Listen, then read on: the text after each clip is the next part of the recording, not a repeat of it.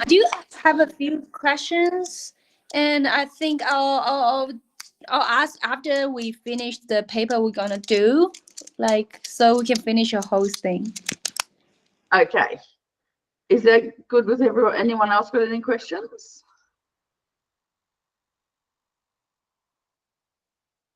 No, all good. Okay, so should we try to do a whole paper in one session and see how long it takes us? Yes, please. So last week we started looking at 2021. Do we want to do the 22 or the 23 paper?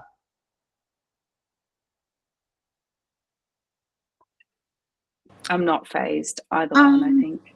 Maybe 22, just because 20, like last year's paper, maybe it's less likely to have the same questions 2 in a row. I don't know. I feel like students say that every year. It's the only thing we have to go off. I think the examiners work really, really hard to try to mix things up. Okay, I'm gonna, yeah, that should be large enough. I'm gonna go back here, back there, share screen.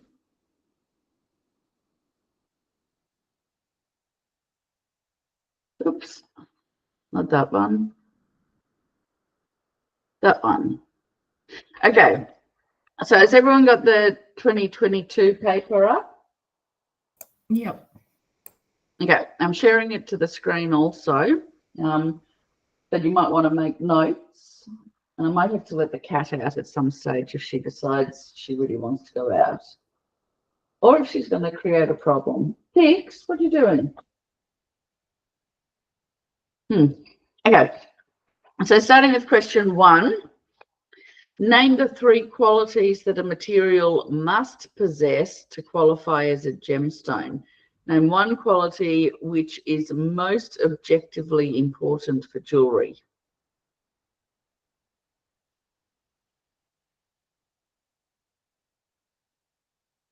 Anyone? I can't see if you raise your hand, I'm sorry, because I'm sharing the screen. It's Georgia. Hello. Is it durability, rarity, and beauty? Yeah, durability, rarity, and beauty. And which one do you think is objectively most important for jewellery? That one, I actually hadn't answered that part of the question yet because I wasn't sure. Is it durability? My personal feeling is that this is just a bit obtuse. I'm looking up the definition for objectively. In a way that is not influenced by personal feelings or opinions. Okay, Yeah. so it must be durability. Because that's what I was thinking. So I was like, if it was subjectively, then it would be beauty, I suppose. But objectively, I don't know. I thought durability. I wasn't sure though. Yeah, I'm going with durability. Okay. Okay, so question 1B, describe how you would orient a dark green tourmaline crystal for faceting in order to obtain the best color, and then the optical property most relevant to this decision. Anyone jump in? Yeah, if no one else wants to, I'll have a go. So you would want the table to be parallel with the optic axis. Yes. And the optical property most relevant. So looking down the C axis, it's very dark, or might have a closed optic axis, or very dark color. So what is the name of that optical property? What's the name of that optical property? I'm not sure if you mean pleochroism or if there's a particular name for that tourmaline closed axis. No, it's just pleochroism. Okay, cool. Pleochroism, yes. Okay, name 3 major classes of minerals based on the cations they contain. Anyone jump in?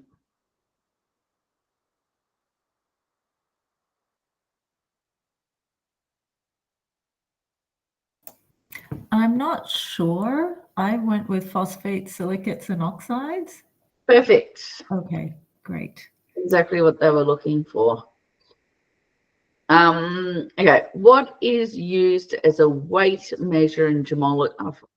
Sorry, Laura. Are you able to repeat 1C because my kids are so noisy I can't hear. That's okay. What did you want me to repeat? 1C, the major class of mineral. Yes. Okay, so the major classes of minerals based on the cations they contain, that's the silicates and the oxides and the phosphates. Sherry, all good? Yeah. We often talk about things like corundum is an oxide. Yeah. Sorry. That's okay. So aluminium oxide, there's no silicon. Yeah. But if you look at something like a beryllium aluminium silicate, it's got the Oh, silicon. thanks, Serena.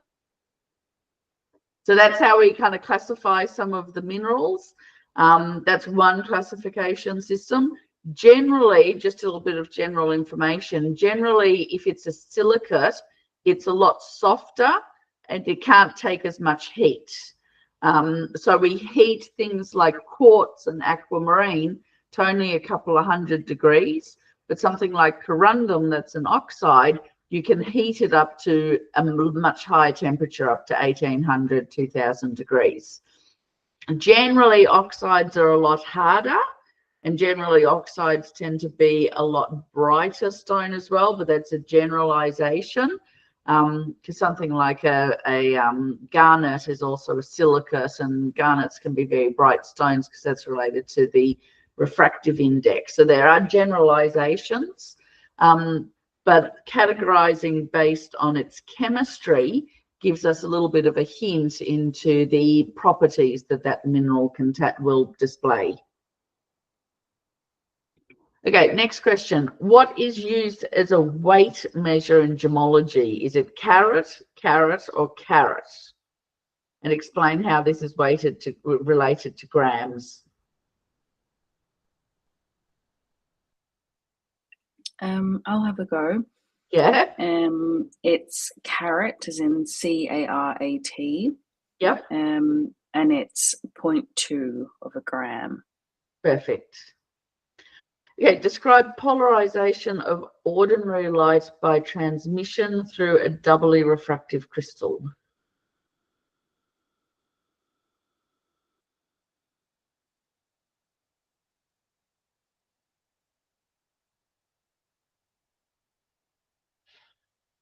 I'll have a go. I said the light transmitted through a doubly refractive stone will have an ordinary light and the extraordinary light, and the polarization is to block one of the lines when we try to observe another one, and vice versa. When we flip it, it will when we flip it, it will just block another light, so we can observe another one. Yep. So what is it that doubly refractive materials do with light?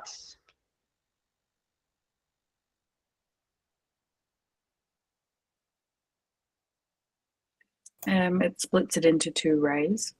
Yes. And what is interesting about those two rays? They travel at different speeds. Travel at different speeds. More? I don't know. They travel at different speeds. Are they plane polarized? They are plane polarized. So what does plane polarized mean?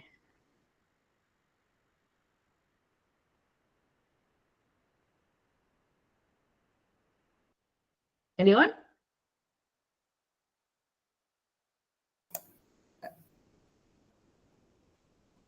I'm going to attempt this. It's when they are, I can see it in my head, but it's like they are, one is traveling at No, I can't explain it. Sorry.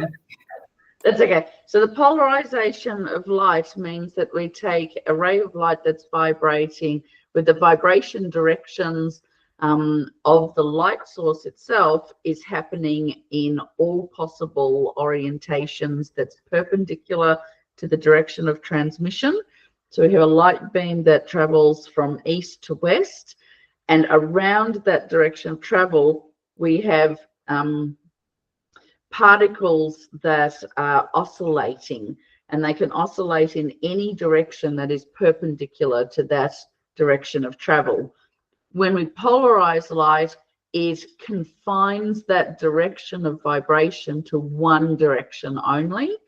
And what doubly refractive stones do is when one ray of light, whether it's polarized or unpolarized, enters a gemstone, it is divided into two separate rays of light.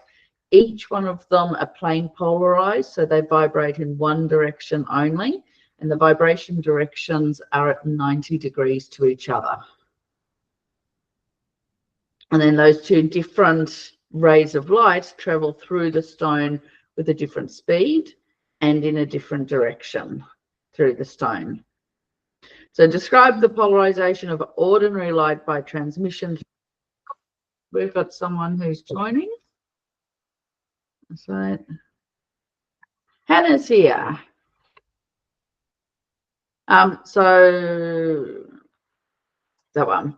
The transmission of light through a doubly refractive crystal means that we're taking ordinary unpolarized light and that it is becoming plane polarized simply because the doubly refractive crystal plane polarizes the light. So what leaves or exits through the crystal is two rays of plane polarized light. And then, as Sherry was saying, we can remove one of those rays of light.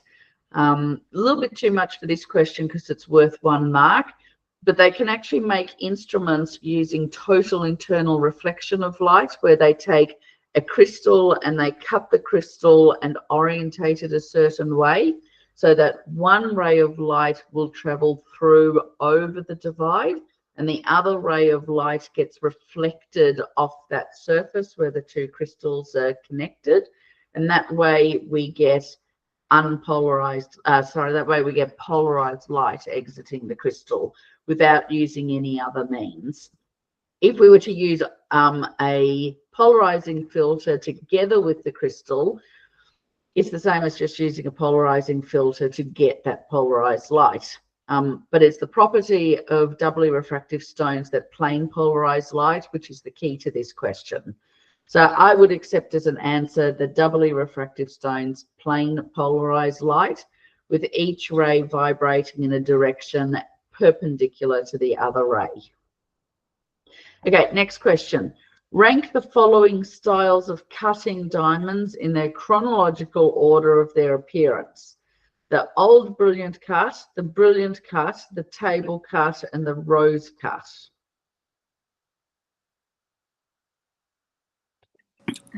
I'll give it a go. Is it table cut, rose cut, old European cut, and brilliant cut?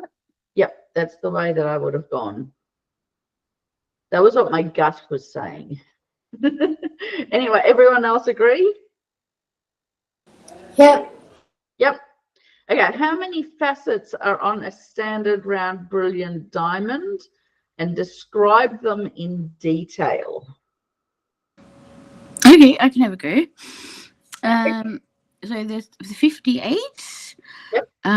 There's 33 in the crown, which is your table cut. You've got 8 star facets, 8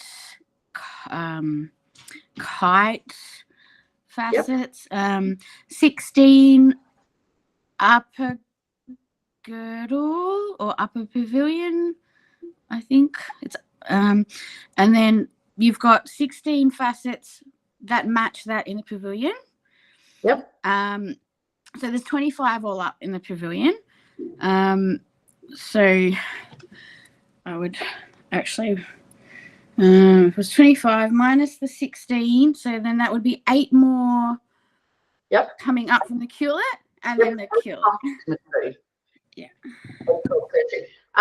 My personal preference, as long as you explained that the culet facet, my personal preference is to say 57 facets rather than 58 facets, just because for the last few decades, modern diamonds have always been cut with a pointed culet, not a culet facet.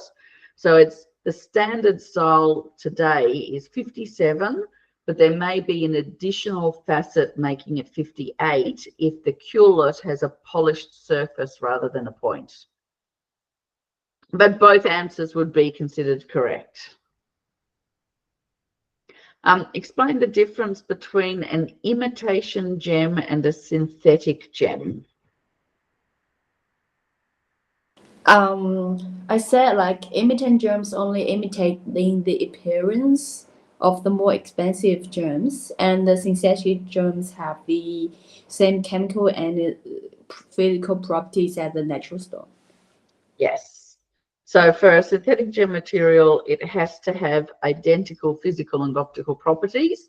It needs to be identical chemical composition, and the stacking and the ordering of the atoms and the crystal ladders is all identical. But an imitation is just a superficial appearance. It has the same kind of green color, for example.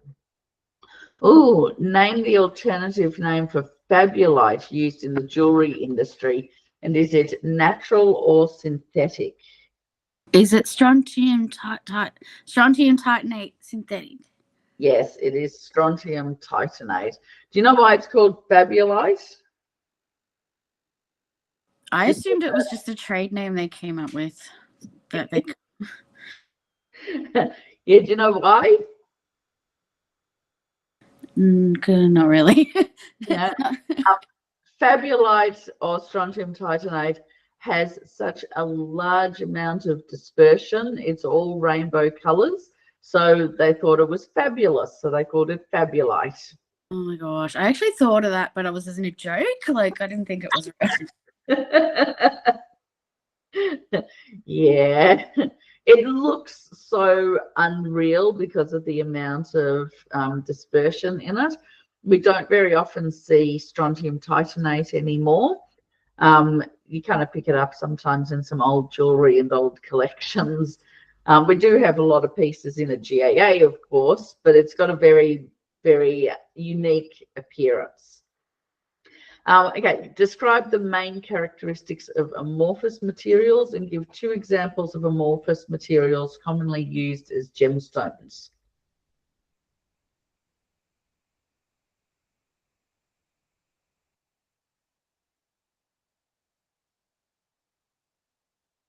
Anyone? I'll try. It has non-crystalline structure and no definite shape. Perfect. And the examples are obsidians because it's natural glass, or the amber. Perfect. Okay, so the other main characteristic that I would also add, so in addition to non-crystalline and no external geometric shape, there's another really important attribute about amorphous materials related to their physical and optical properties. Regular atom arrangement. Nope. They don't vary. Irregular. Yes, they don't vary. So physical and optical properties that do not vary with direction. So think about glass. It's amorphous, but it's also singly refractive. So the refractive index does not vary with direction. You don't get any color changing with direction. The hardness does not change with direction. It doesn't have any cleavage. So cohesion properties do not vary with direction. So that's one of the really important things about amorphous materials, because that underpins a lot of the identification processes that we use in gemology. Okay, multiple choice questions. Circle the most correct answer. Which of the following is not used to express the habit of a crystal? Tabular, botryoidal, angular, or bladed? Is it C, angular? Yeah. Okay, feldspar gems found in Australia include rainbow lattice sunstone, amazonite, labradorite, and all of the above. D. Yep, all of the above.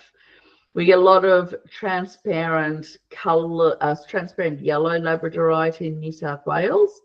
I was talking with Darren Arthur yesterday about some amazonite that he had from Broken Hill. And Darren Arthur is the man who found and runs the Rainbow Lattice Sunstone mine in Central Australia. And he will be at the Nunawading exhibition, which is in 2 weeks' time at Nunawading Lapidary Club. So if you want to see some Rainbow Lattice Sunstone, go see Darren. Which crystal system does not have prisms as a typical form? Cubic, trigonal, monoclinic, or tetragonal? C. No. Is it A? A. Why isn't that? Oh, that's better.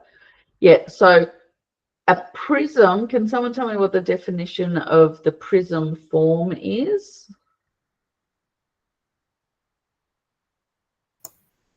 Like long rectangular shapes that have meet in the corner at right angles. Or meet with straight edges? Yep. Yep. Not necessarily with right angles, because right angles means 90 degrees. And in something like a beryl, the angles are not going to be 90 degrees because you haven't got a square cross section.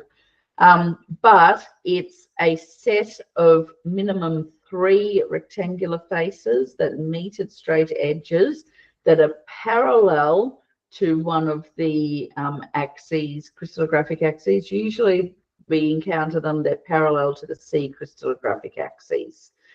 The cubic crystal system does not have a C crystallographic axis, so we cannot have prism forms in the cubic crystal system because all directions are the same length, and prisms only occur in crystal systems that have crystallographic axes that are of different lengths. Okay, which of the following is not a type of igneous rock? Classic rock, acidic rock, pegmatite, or basic rock? I don't know what a classic rock is, but I don't think that one's it.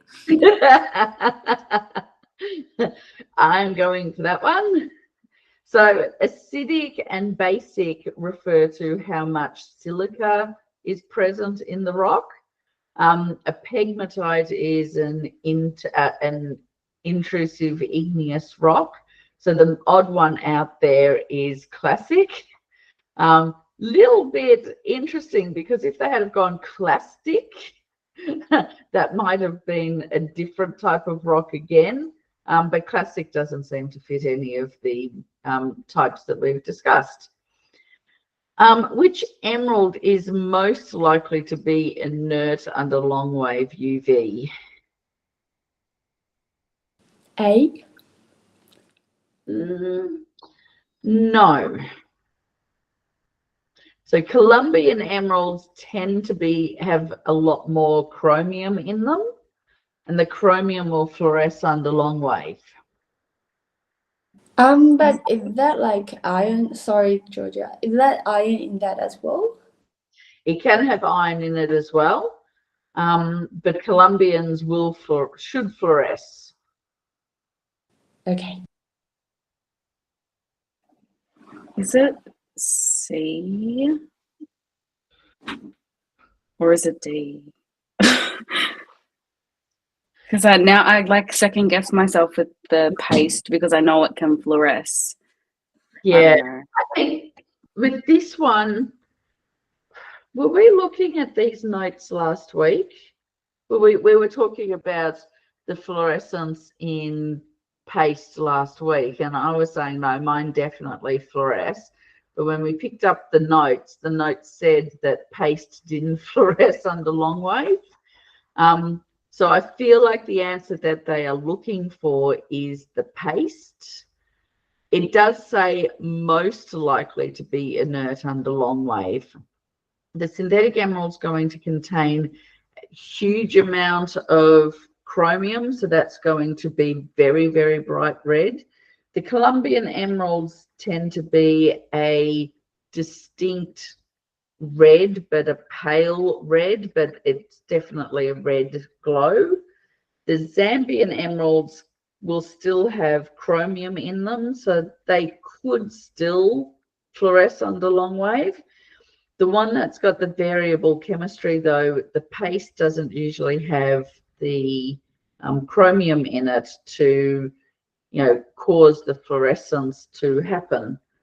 So I'm just going to look up the course notes and just see what it says under luminescence for Gem 1. I think there was a table at the back. Yeah, I just did Zambian in the search bar, and it's not in that word doesn't show up anywhere in that document. No. I would err on the caution of the paste, but if I was marking this, I would mark the paste correct and possibly the Zambian correct as well. Let me just...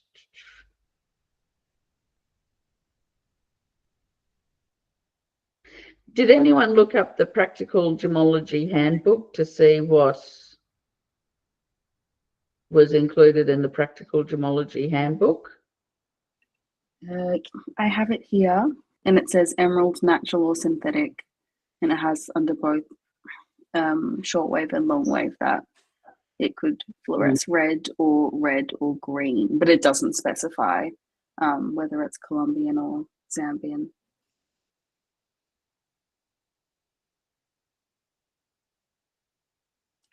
It does actually say here, though, that green glass under shortwave variable but may have chalky white surface, and then it says under long wave it will be inert.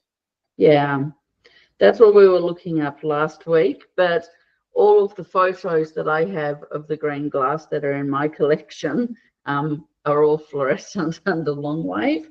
I think the answer that they're looking for is the paste, because that's what's in the notes, that it's the paste that's inert.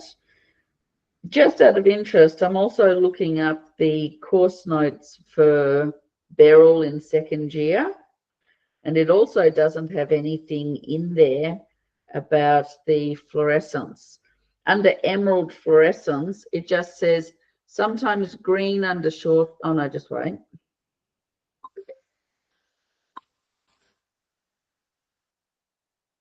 Under emerald luminescence, sometimes green under shortwave, very seldom weak red, although Colombian stones are more likely to show red. Orange red under long wave. If red fluorescence is seen, it will always be visible through CCF. Note again, Indian and African emeralds will be inert under UV. So Zambian is African. I don't know. I'd go with paste. I would definitely go with paste, because your notes say that the paste is inert under long wave.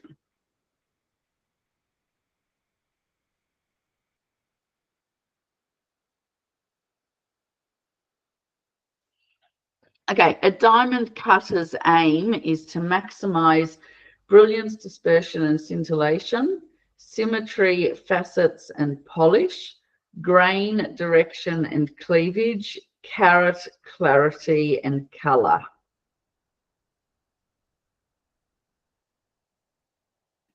Is it D, carat, clarity and color? I feel like this is a really bad question. So yeah, okay, what they don't have any control over. They cannot maximize grain, direction, or cleavage. There's no way that they can do that. They need to get the best quality polish that they can. They can't maximize facets, but they do need to ensure that they maximize the symmetry, and a little bit advanced for this group, but overcutting and undercutting facets will affect the symmetry and affect the symmetry score that a diamond gets when it gets submitted for grading. So the symmetry, even though they will follow the pattern of cutting, there are other factors of how the faceter or how the diamond polisher cuts the stone that will affect the symmetry. So the symmetry and the polish is all up to the diamond cutter and their skills. Brilliance, dispersion, and scintillation is caused by the cut design and also how perfect the symmetry is. So if they undercut or overcut facets, it can affect the brilliance of the stone if the angle is slightly wrong. So that one, and that's what causes the beauty of the stone, the brilliance, dispersion, scintillation. But the brilliance, scintillation, brilliance, and dispersion is more the cut that they're following. The carat weight is within the diamond cutter, a diamond cutter's control. If they overcut the stone, they can lose carat weight, so they need to try to maximize the carat weight. The color potentially is in their control. The Saran programs that they use can analyze the crystal and can predict what color the crystal is going to be in the finished stone.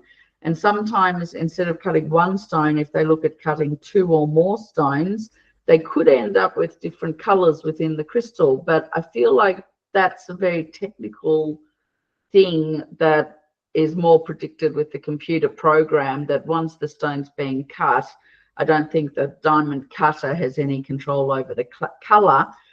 The clarity is in control of the diamond cutter, because if there's inclusions that they could cut out to make a better quality stone, they have the choice to cut those inclusions out and go for clarity. But these can all be mapped out with Saran as well. So I feel like within the diamond cutter's aim, they want to maximize the carat weight. They want to maximize the clarity. They need to get the best symmetry and the best polish. And the overall performance of the stone is brilliance, dispersion, and scintillation. I think the answer that they're looking for is A, but I feel like everything else is important as well.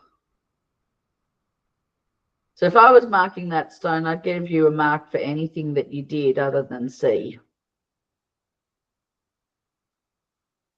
Anyway, which of the following materials is not expected to show conchoidal fractures? Paste, nephrite, opal, or quartz?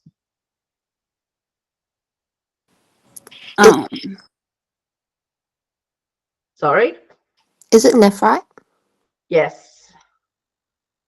What type of fractures does nephrite display? Splintery fractures. Perfect. Okay, which of the following may not contain any natural gemstone material? A GTD, an opal triplet, a Sude emerald, or a sapphire doublet? It is B.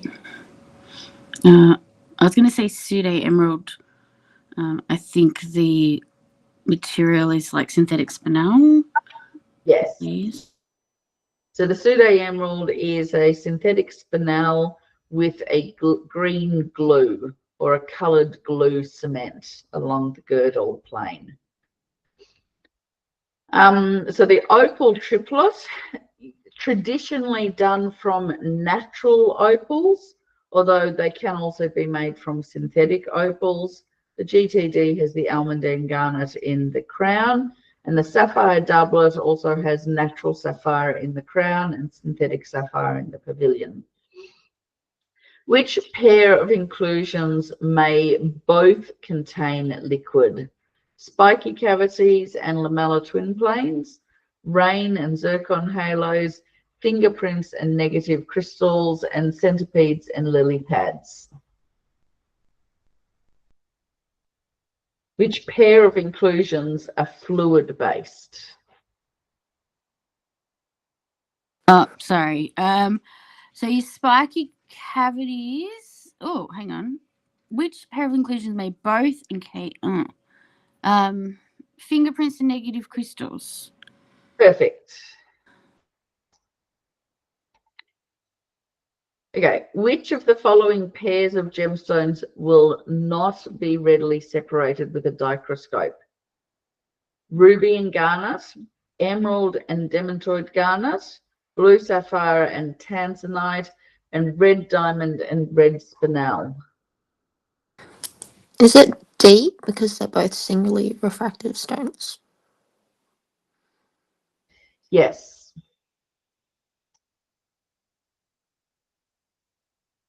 D, because they're both singly refractive, so they cannot be separated with a dichroscope.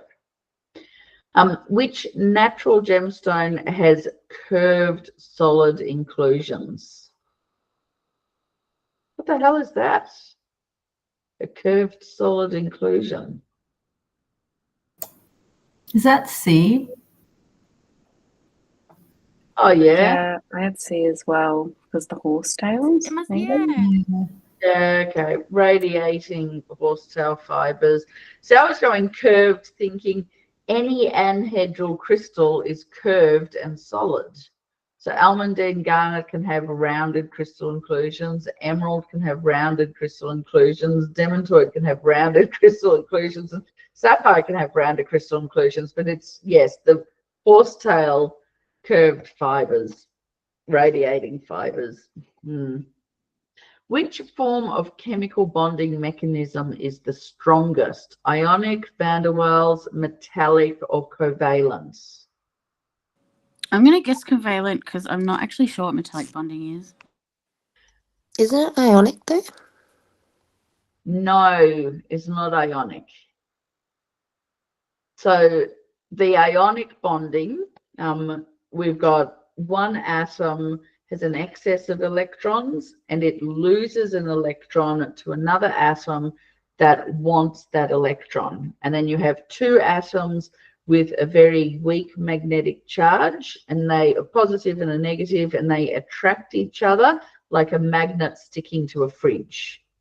But with the ionic bonding, because it's a magnet sticking to the fridge, the magnet can be peeled off the fridge really easily. So the ionic bonding is the weaker type of bonding.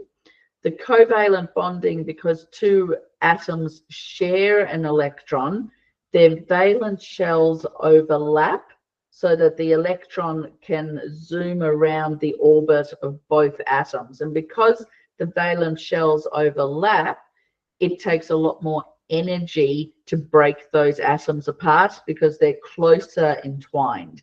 The ionic is just superficial, stuck together with magnetic attraction. The covalent is kind of like glued together and intertwined with the other atom. The metallic bonding, if you think about something like gold, which is a malleable metal, within that metal, there's free electrons, and those electrons, without belonging to a particular atom, they actually belong to the whole lump of the material. So the electrons kind of move around all of the atoms within that metallic compound. And that's why, especially with metals that are magnetic, it's those free electrons that are moving around that metallic substance that are able to cause that really strong magnetic behavior, because it's the electrons that are causing that. I looked online. Yeah. I looked online and in the course notes, and they both were saying that like pointing to ionic. as being the strongest. Yeah. I even read a Reddit page being like, they say it's ionic, but shouldn't it be covalent? So in the course notes, I actually checked the course notes as well. It's saying covalent bonding is the strongest. I thought it was, maybe I misread it. I also looked it up, and online it literally just says ionic. spoiler alert, I actually wrote the chemistry notes. I rewrote them last year, so they're new chemistry notes this year.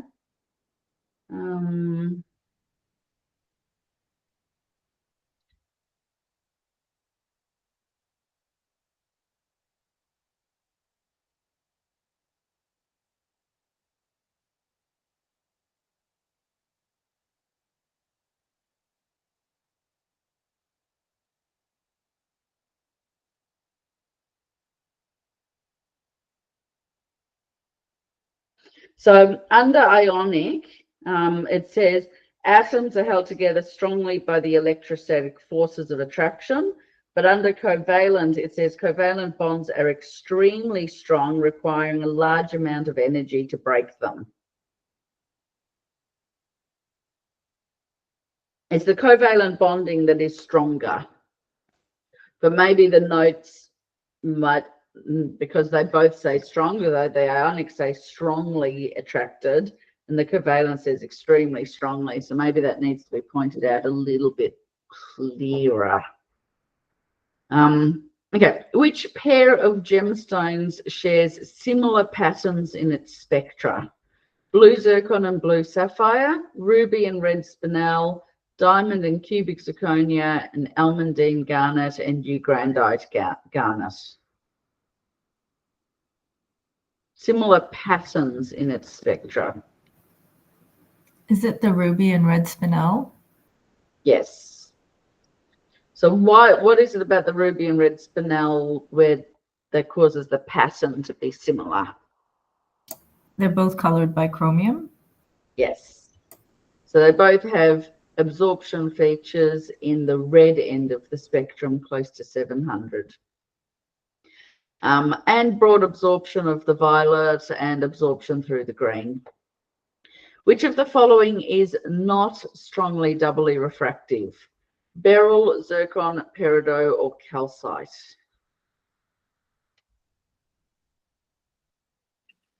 Is it beryl? Yes. So what is a measure of how strongly doubly refractive the material is? The birefringence? Birefringence. And the higher the birefringence, what optical observation or hand lens feature do we see with stones with a really high birefringence? Doubling of the back facets? Yes, doubling of the back facets. So out of those 4 stones, the only one that will not show doubling of the back facets with the hand lens is beryl. So that one has the lower birefringence. Okay, which statement below is correct? Gemstones belonging to the tetragonal, hexagonal, and orthorhombic crystal systems have only one optic axis. An optic axis is a direction of single refraction in a singly refractive stone. Strongly doubly refractive stones have a high birefringence, and anomalous double refraction can be detected on a refractometer. Which is C. C.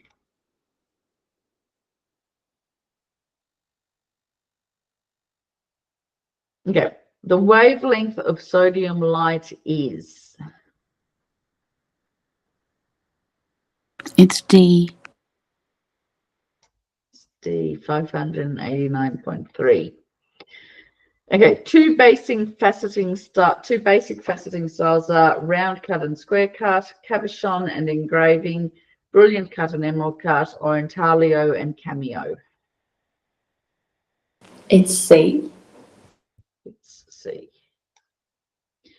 Which statement below regarding twinning in quartz is correct? Japanese twin and butterfly twin are the same. Twinning in quartz is more the rule than the exception. Twinning falls in, it's incorrect. Twinning falls into two basic categories, contact and lamella, and Brazil twins are usually penetration twins. I would guess C. Yeah. Because a lamella twin is a contact twin. So they're not separate categories. So it'd be C. All the other statements are correct. Brazil is a form of penetration twin. Twinning in quartz is definitely the rule rather than the exception. And Japan raw twin and butterfly twin are the same thing. So the answer is C. I was also just thinking, so I know like contact twinning and your penetration twinning is really common in quartz, but I wasn't sure about lamella twins in quartz. I wasn't sure that was. Okay, as well. so a simple contact twin has only got one twin boundary. When you get more complex contact twins, you get more than one twin boundary that are parallel to each other, and that's called lamella structure. So lamella just means that they're like slices of bread. So with the Brazil law twins, I've actually got some stuff open here because I've been reading up on twins. I'm looking for a picture.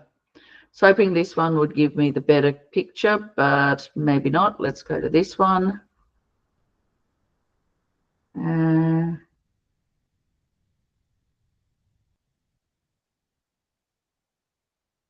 Okay. I was hoping this would give me a picture, but maybe not. So with the spiraling growth structure, let's go back to this. So with the spiraling growth structure, now this is optical activity, but it's optical activity because of the spiraling nature of the quartz. So you've got a structure that is like a spring. And when you have the Brazil law twin is the left-hand spiral and the right-hand spiral that have been moved in together, superimposed on top of each other. So you get two springs and you slip them in over each other. At each level of that spring is a twin boundary. So it's repeated millions of times in the stacking scenario through the crystal. Does that make sense? At each level is like a twin boundary. Yes, that does actually clarify that. Yeah, so the lamella structure describes more the structure of repeated twin planes rather than the type of twin. Like it is a contact twin, but the quartz is really, really complicated. It's both a contact and a penetration because you've got those springs that have been superimposed on top of each other. So it's like they grow through each other. So it's a penetration twin, but it's also a contact twin with the stacking arrangement of the different direction of growth between the left and the right and the left and the right. So it's both. But lamella means stack. Yeah, perfect. Okay. Which transition element does not cause the color green in gemstones? Copper, vanadium, nickel, or cobalt? It is cobalt because it's blue. It can also cause green. So malachite is colored by copper. No, I think she said cobalt. Oh, Yeah. Sorry, bad pronunciation. Thank you. Thanks, Melissa. damn it. Sorry. Yeah. No, it's fine. I also don't know how to pronounce it. Like, it's good to hear how it's pronounced. So also because sometimes the internet and the speakers, so I didn't quite hear the whole word.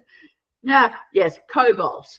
So cobalt causes blue, sometimes pink in smithsonite, and not at all relevant here, but I think I was reading just a couple of weeks ago about a really rare gemstone colored green by cobalt. So now I want to fact check that. But let's go with cobalt because it produces a blue color. I'm just disputing the not because that's fairly definite. Okay, which misnomer below is incorrect or is correctly identified? Australian jade is serpentine rock from the Pilbara region. Oriental emerald is green tourmaline from Brazil. Modern alexandrite is synthetic alexandrite, and Timor ruby is a faceted red spinel. Anyone know? C. It's D, isn't it? I want to say with this one, I have no freaking idea. In the notes, I'm just going off memory here, but I'm pretty sure there was an ad from like a Melbourne jewelry store that was selling synthetic alexandrite as modern alexandrite. I'm just opening up the imitation notes. Laura, I think it's C too, because I do have search on the other ones. Australian jade is a kind of a quartz. The Oriental emerald is a green sapphire, and the Timor ruby is a unfaceted red spinel. That's what I say, but the C is definitely right, I think. Oh, is that okay? So in the page 24, Australian jade, chrysoprase from Queensland. So Australian jade is chrysoprase, not serpentine. Pilbara jade is serpentine. Oriental emerald is green tourmaline from Brazil. Modern alexandrite is synthetic corundum. Okay, so which is correctly identified? So that's incorrect. That's incorrect. And Timor ruby is red spinel.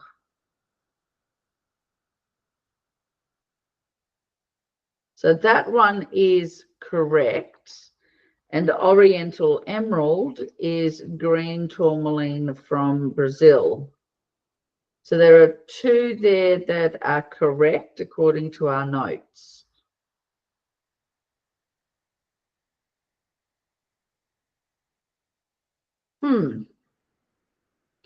So B and D.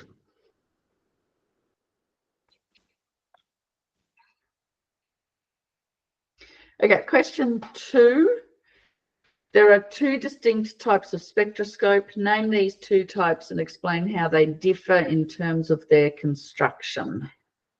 For 1.5 marks and in 5 lines of writing.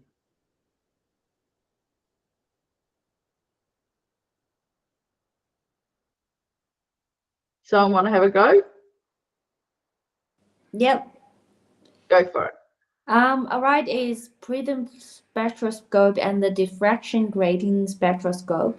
Yes. And the prism spectroscope has more crowded towards the red and more spread out at the blue-violet end. And while the diffracting grating is more linear, that means more evenly distributed on the spectra. That's what all I got. Okay. So yes, 2 different types of spectroscope, the prism spectroscope and the diffraction spectroscope. The question, just be careful when you read these questions. It says to name the 2 and explain how the construction is different. The construction. Oh, I didn't see that. So how the spectroscope is made, not what the appearance of the visible light is like. So do you know, Sherry, staying with you, do you know how the two were constructed? No, sorry. I don't. There is a little bit of a clue in the name of the instruments. So the prism and the diffraction grating. So I'll have a go. So in the prism one, the light goes through inside the prism, inside the instrument, and the dispersion of light out. That's why it's like the natural spectra. It's got the more crowded part and the spread out part. The Perfect. other one, I can only describe it like see from our instrument. It got two split end and stuff. I don't know about that one. That's okay. Anyone else want to jump in with the diffraction grating?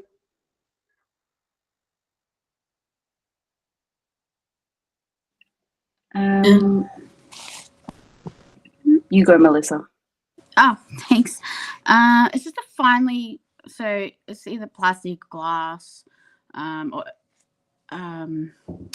very finely ruled, extremely finely ruled, lots of lines basically to break up the light through diffraction. Yes. Which then produces a spectrum through which mechanism? The not dispersion, but what's the mechanism that it uses? Do you mean diffraction? How it bends around the lines? Yep, diffraction that causes a interference pattern with. Is that like first order and second order spectrum? No. Constructive and destructive. Constructive and destructive interference. Yes. So the diffraction spectroscope gets a spectrum that is evenly spaced through the process of constructive and destructive interference by passing light through a series of thousands of very finely ruled lines of a diffraction that causes a diffraction pattern.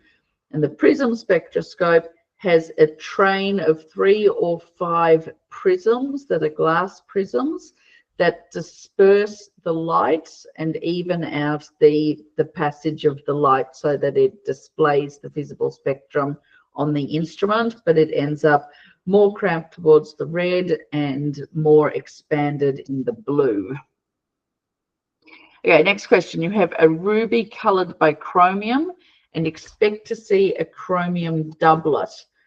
Which type of spectroscope would be easiest to use in order to see its absorption spectrum, and explain why you would choose this type of spectroscope?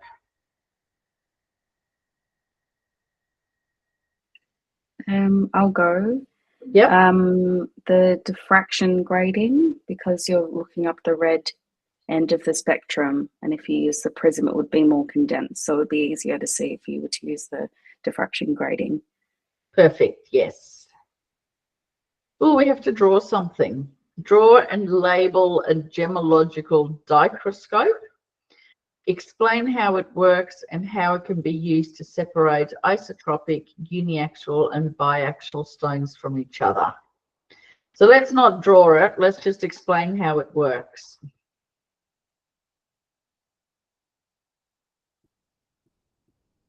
Anyone want to have a go? Yeah. I draw it. Can I show it? Oh yeah. Yeah, I'll flick screens. Cool. Okay. Sorry about Cinderella. My daughter did that. Yeah, that's not included in the part of the instrument. The Cinderella. Yeah. Okay, so Sherry, how does the instrument work?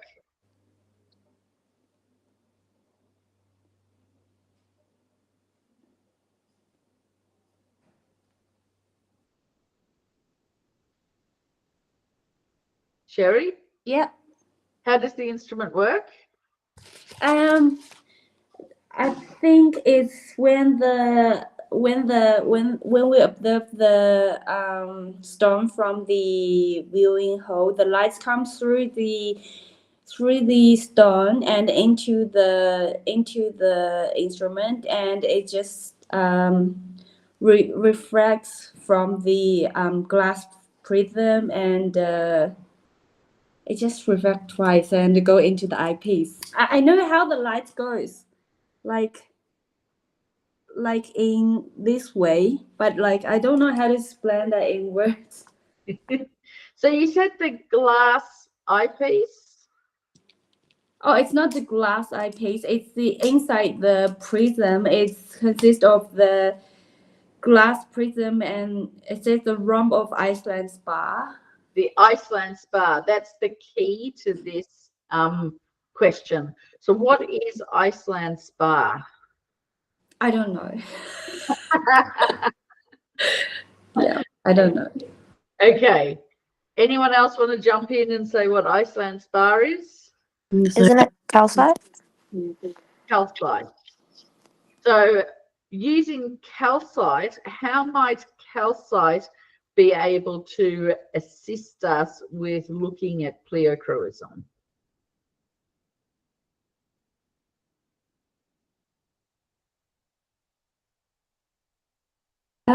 I'll take a guess. Is it because it has high dispersion?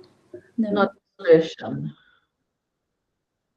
Is it because it has such a high birefringence, or it separates the rays so far apart that you can actually get the double image? Yes. So it's because of calcite's really, really high birefringence that it plane polarizes the light and separates the ordinary and the extraordinary rays so far that they can be displayed individually in two windows side by side from each other. So it takes the light that has come through the gemstone, and then that light that's come through the gemstone, that the gemstone plane polarizes the light, comes into the calcite, and then the calcite, because of its strong birefringence, continues to further separate the individual colors seen from the gemstone and display it in two windows side by side.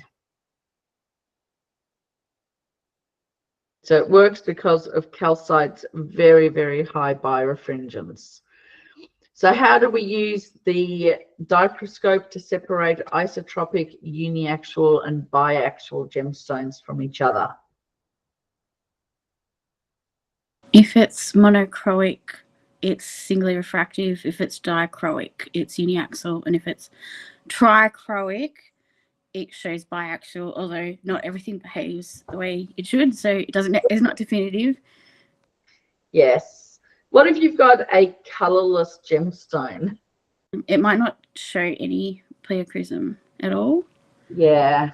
Colorless gemstones are tricky because there's no color in the gemstone, so it's not going to show any variation of color. My cat's decided to lie down on an umbrella that's on the desk. I'm sure that's not comfortable for her. Okay, so moving on. What is specific gravity, and explain in detail?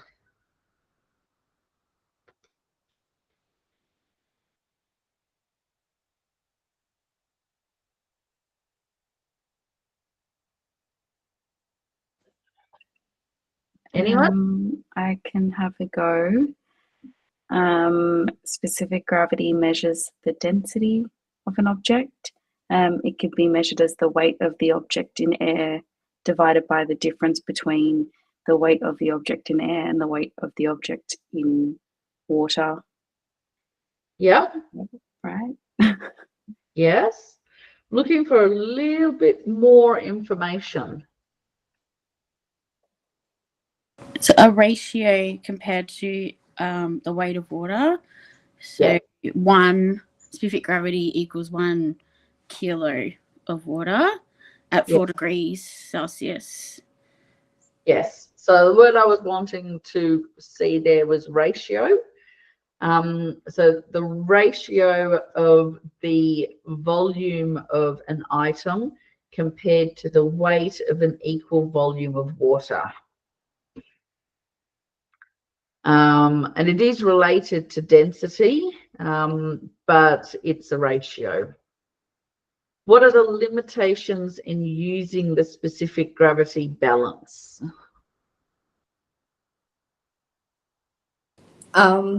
It's limited to the unmounted specimen and to solid stones, not doublets or triplets, or the light stones. Perfect. So we can't use it on jewelry. We can't use it on a doublet. We can't use it on very, very light stones. What happens if we do try to do specific gravity on a very light stone? It wouldn't let us take the volume of the water when we put that in the water. If that What does the stone tend to do if it's too light? floating? Yes, the stone will float. If it hasn't got enough weight to break the surface tension of the water, then it will float on the surface of the water. What other items can we not use for specific gravity? There's two things that I'm thinking of. So there's beads that you know, anything that air can get in to the drill hole in beads. And I think there's possibly some porous materials too. So you Material. wouldn't put an Ethiopian opal, for instance, in water. Because it absorbs the water, and that was going to change then the specific gravity of the sample when it's absorbed the water. What happens if you have a really large rock? Can you do specific gravity on really large rocks? You know, I think there was something in the notes about geologists. They do have a method of weighing specific gravity, but it requires some sort of equipment that we haven't seen. Yes. So another limitation is the stone has to fit inside the basket and be fully submerged in the water.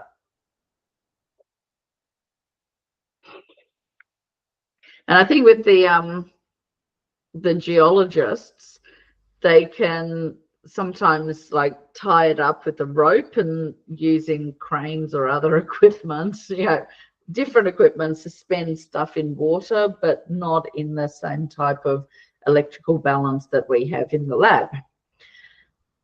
Which two regions of the color spectrum does the Chelsea color filter transmit? In your answer, state the colors and the approximate wavelengths.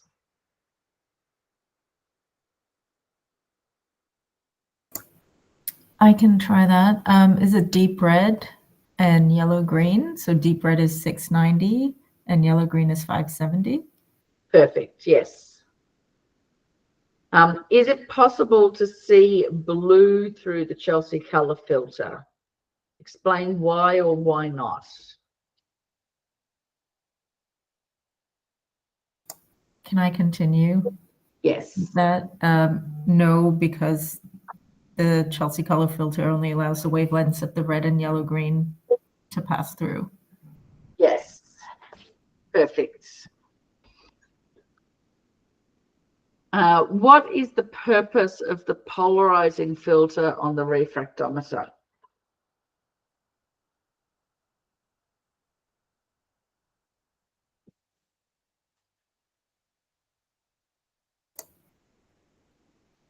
I'll have a go. Yep. So it's doubly refracting stones will show two rays through the refractometer. So the polarizing filter is used to eliminate one of the rays to be able to take a reading. Perfect, yes. So that we can see the shadow edges clearer, especially if the shadow edges are really, really close together. It gets really difficult to differentiate them if you're seeing them both at the same time. Identify 3 limitations in using a standard refractometer to determine the refractive index of gemstones. State the purpose of the contact liquid used with a refractometer. So 3 limitations.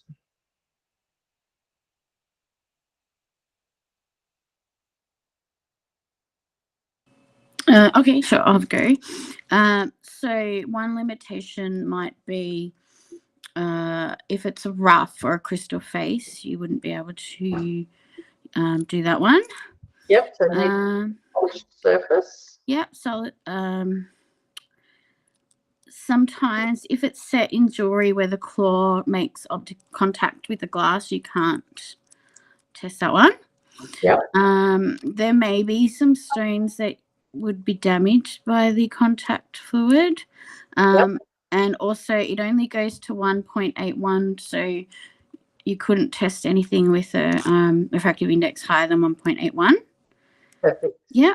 And the contact liquid, it basically makes contact between the stone and the prism. So that there's no air or gaps, that you've got a nice contact there for the light to internally reflect. A good optical contact. Perfect. Yeah, explain how you would determine the optic sign of a doubly refractive gemstone using a refractometer. I'll try. I feel like by using the refractometer to determine the optic sign, usually will be 2 sets of number be taken, and if the smaller set of number varies, it will be negative. And if the larger set number changes, it will be positive. But if the stone is cut to table perpendicular to the z-axis, the both sets of number will be constant but be separated. Then the optic sign will be undetermined. Perfect. The only thing that I want to correct there is the terminology of table perpendicular to the z-axis is only specific to uniaxial gemstone materials, because in uniaxial gemstone materials, the optic axis and the z-axis are parallel.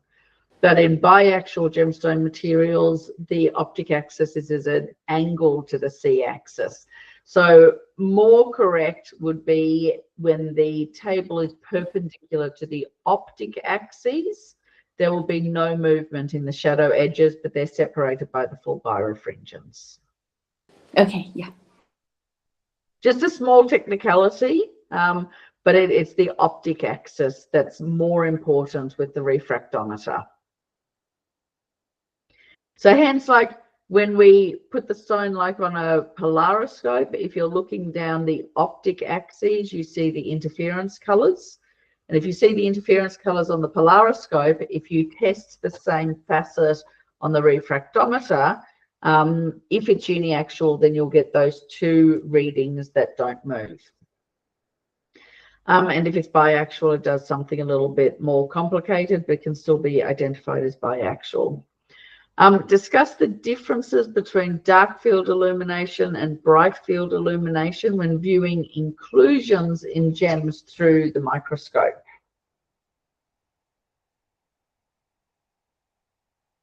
I'll give a go again. Yep. Yeah, for the dark field illumination, it had the light stop and will be stopping the light come directly under and through the stone, and only have the lights from reflected from the side reflectors, and there will be no glare, so it's easy to see the color of the crystal inclusions clearly. And for the bright field illumination, it had the light transmitted directly through the gemstone from under, and it's best for the coarse fluid inclusion or the color zooming. But for the details of the fine growth feature and the dark colored or opaque inclusions are lost, you can see clearly. Yes. Perfect. So differences in dark field. What happens if you... I think you answered everything anyway. I'm just trying to find another question to ask. No, that's it. Can I ask a question?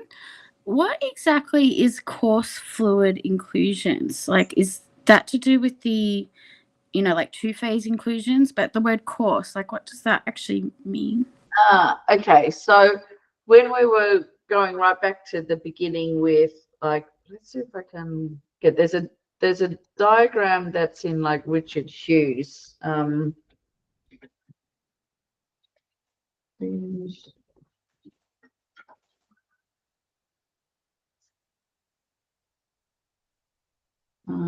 Which diagram is? Oh, that's a nice picture. So this is kind of more coarse fluid inclusion, something like this, where you get a large, oh, so that one's a good.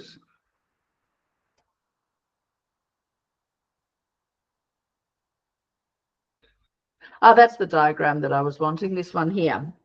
Okay, so when a crystal breaks, which is at point A, we've got a fracture through the material and we have a liquid that can start to seep in and coat the linings of that cavity. The next stage is, as this inclusion, as the fracture starts to heal, it can only heal because the gemstone material is soluble to the liquid that's been seeping into the cavity. So it partially dissolves the upper and lower linings of the cavity, and then the constituents are there for the crystal to start the healing process and recrystallize. So we can see in picture B that we've got little sections of white, which is where the crystal has started to recrystallize, and it recrystallizes around the perimeter of the body of liquid. But we've still got quite a large amount of liquid in a flat kind of fracture. It could also be curved because of conchoidal fractures. But when they say coarse liquid inclusions, they're referring to a large area like this that still contains thin film of liquid that hasn't had a lot of healing that's been done to it. So when it continues the healing process, we get more areas of crystallization, which is the white. And then as it continues on, we'll get more and more areas of crystallization with just small areas of liquid trapped in cavities that now resemble a crystal shape, so the negative crystals. As we go down, this type of inclusion here is a fluid inclusion that is showing partial healing around the perimeter of that fluid inclusion. But we can see a lot of detail in the structure. This looks like it might have been a cleavage fracture because of the steps and stairs. I just want to say healed fracture in a tie ruby parallel to the basal pinacoid.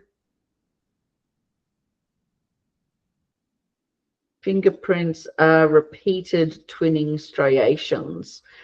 So we've got, it's also like a parting plane, so it's similar to a cleavage break in this direction.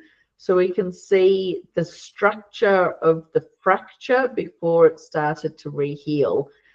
So these types of details in the coarse, what was the wording? Coarse liquid inclusions. Ooh, that one's cool. Thank you. For some reason, I was thinking coarse to me meant like grainy. I don't know why. That was just the association my brain made, so I wasn't actually sure exactly what it meant.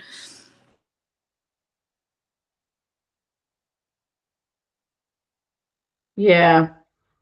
These photos are also not taken with bright field though, because you've got the reflection showing the interference colors from the surface. I was just using them as an example of some of the details.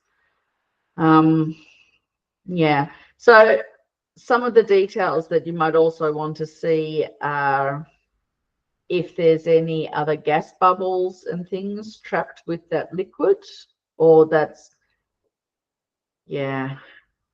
But that's what it's referring to anyway.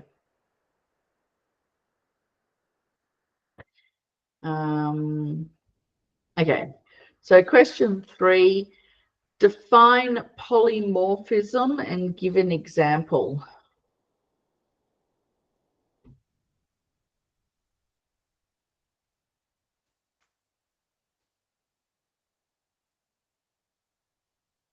Someone? I can have a go. Yep.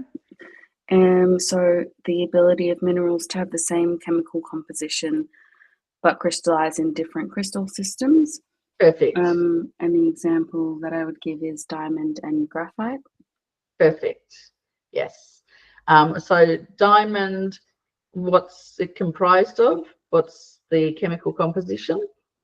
Carbon. Carbon. And which crystal system does diamond crystallize in? Cubic. Yep. And with graphite, what's its chemical composition? Carbon, and it crystallizes in the hexagonal crystal system. So where it says give an example, give as much information as you can to support your argument. So you've said that polymorphism is defined as being same chemical composition but different crystal systems. So just giving diamond and graphite, you need to also display your knowledge that they're in different crystal systems but same chemical composition. So just that little bit extra information for full marks. How are euhedral crystals different from anhedral crystals?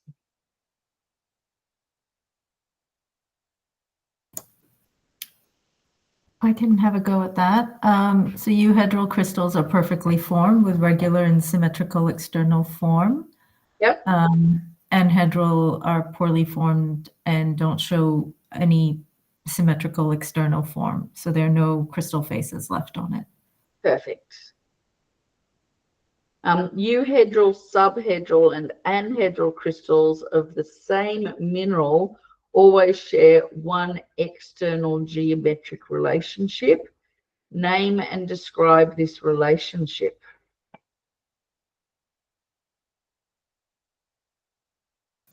Can I try that one as well? Please do. Is this the Steno's law of interfacial angles? No? They possibly want that, but by the time it gets to anhedral, if it's a rounded mineral pebble, there's no flat. So Yeah. they might be wanting that, but that's the only thing that makes sense. But it doesn't make sense if you've ever actually looked at anhedral crystal rough. Anyone else have any other thoughts on what the examiners might be looking for?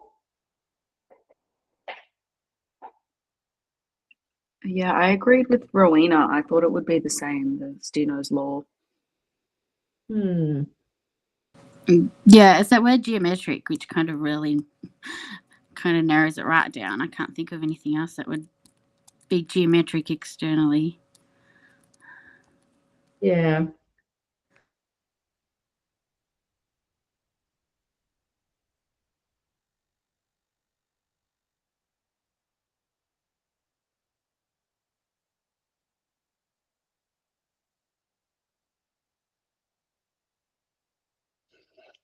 Just looking for the word geometric in the crystallography notes, every time it says geometric, it's talking about the external shape of the crystal and the placement of the faces.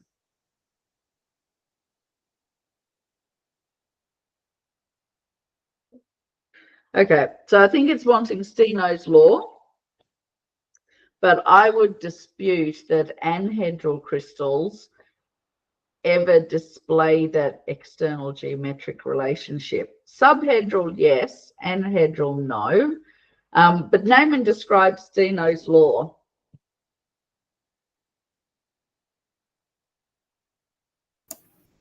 So that's where crystals of the same substance, the angles between the corresponding faces will always have the same value when measured at the same temperature. Yes, perfect. Okay, name the 7 crystal systems and describe the rough crystal shape of 4 of the crystal systems.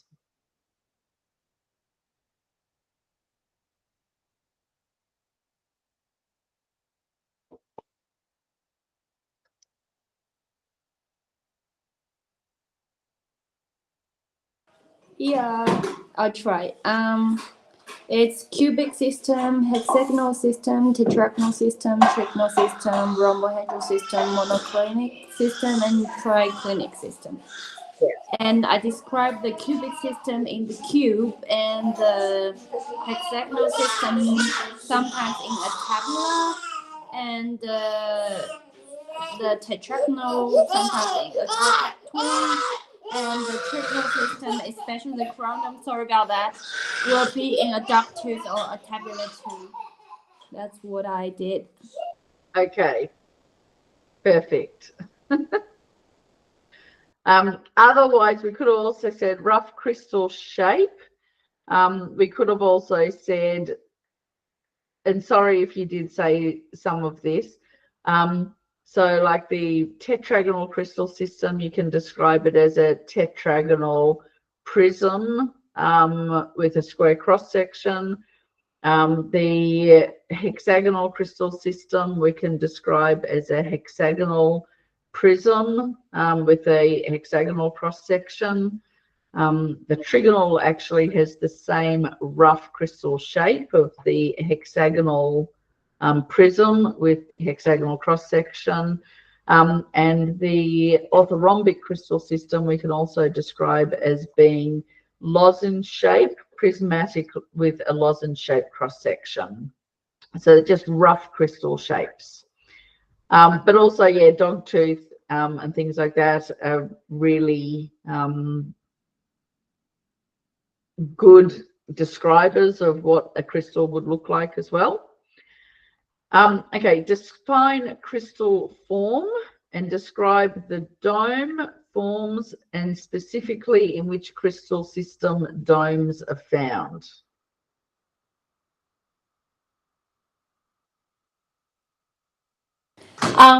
It's me again, Laura, and yeah, Okay. and I answered part of it. Like Yep. I said, the Denverite have the large front dome, and the topaz got the 2 smaller side domes, and the dome is actually a large face. Like we can tell from the bipyramids, it's not in the shape of bipyramids. I don't know how to describe it. I just say like it's different from the bipyramids. That's what I got from it. Okay. Anyone else?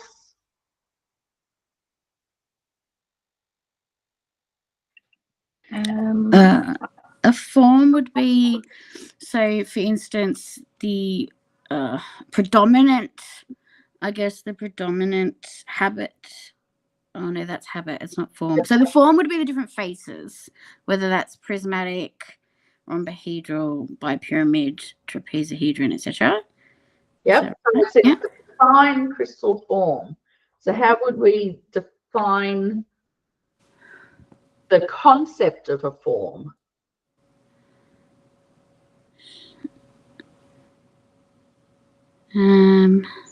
There is a definition in the notes before we go on to define individual forms.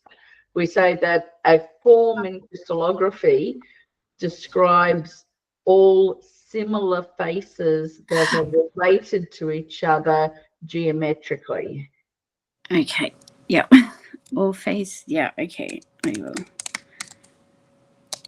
So then we go on to say that like a pinacoid is a pair of parallel faces that will cut one crystallographic axis and a parallel to the others. So that's how they're related. We say that the pyramid form is a set of triangular faces which, when extended, cut the main crystallographic axes and 1 or 2 of the lateral axes.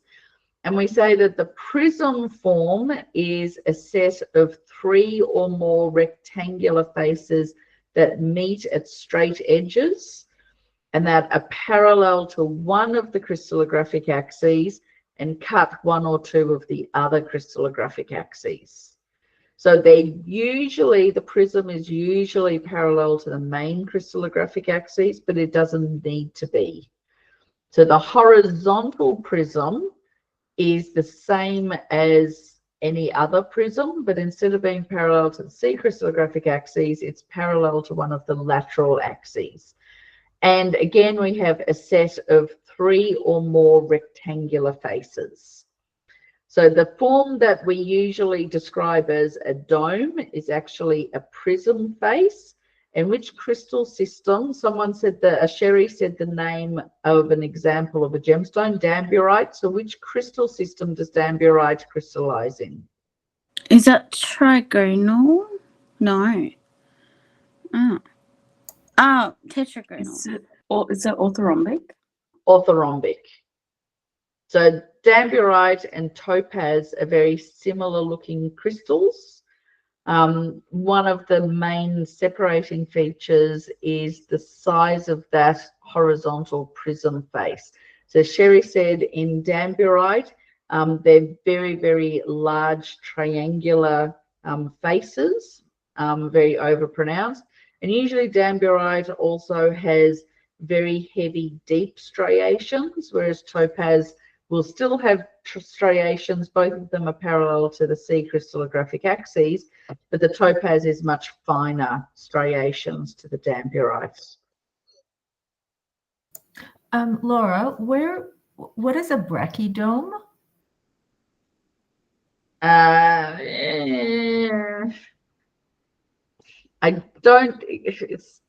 don't exactly know how to describe that easily.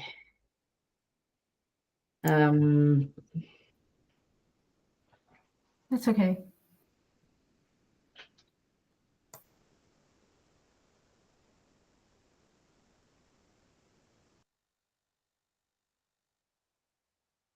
So where did we see brachydome? I feel like we've seen it in our prac class. Georgia, does that word sound familiar? I feel like it's been mentioned, that Yeah. word, brachydome. Yeah.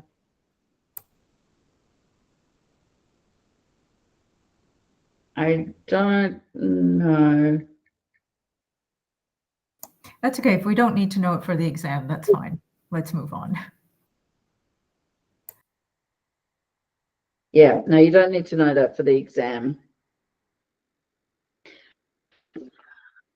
Okay, list 4 steps in the visual identification of crystals other than color and fractures.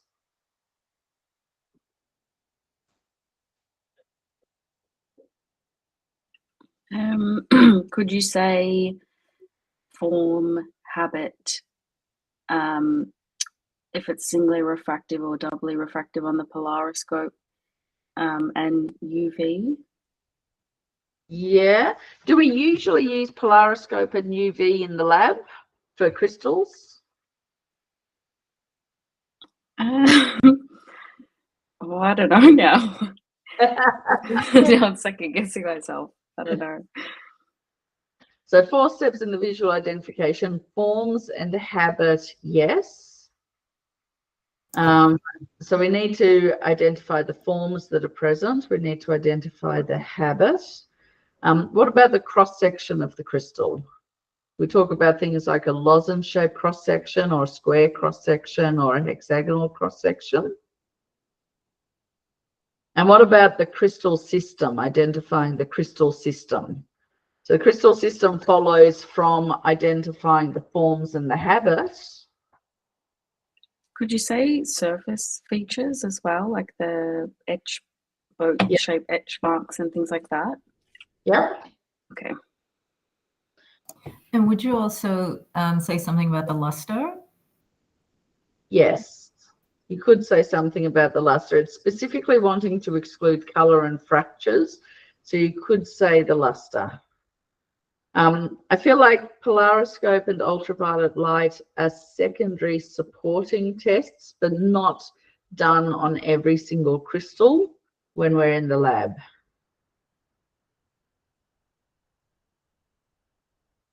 I think when they give us like the crystal portion of the prac exam, it's literally you have to identify it based on what you can see in your hand. You're not expected to do any tests. The visual. Yeah. So we've got the forms, the habit, cross-section, crystal system, surface features like striations.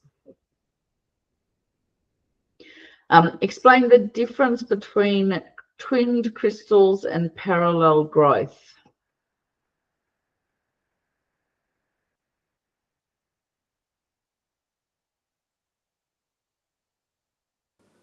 Yeah, I want to answer this because I'm a bit like not sure what I'd be writing.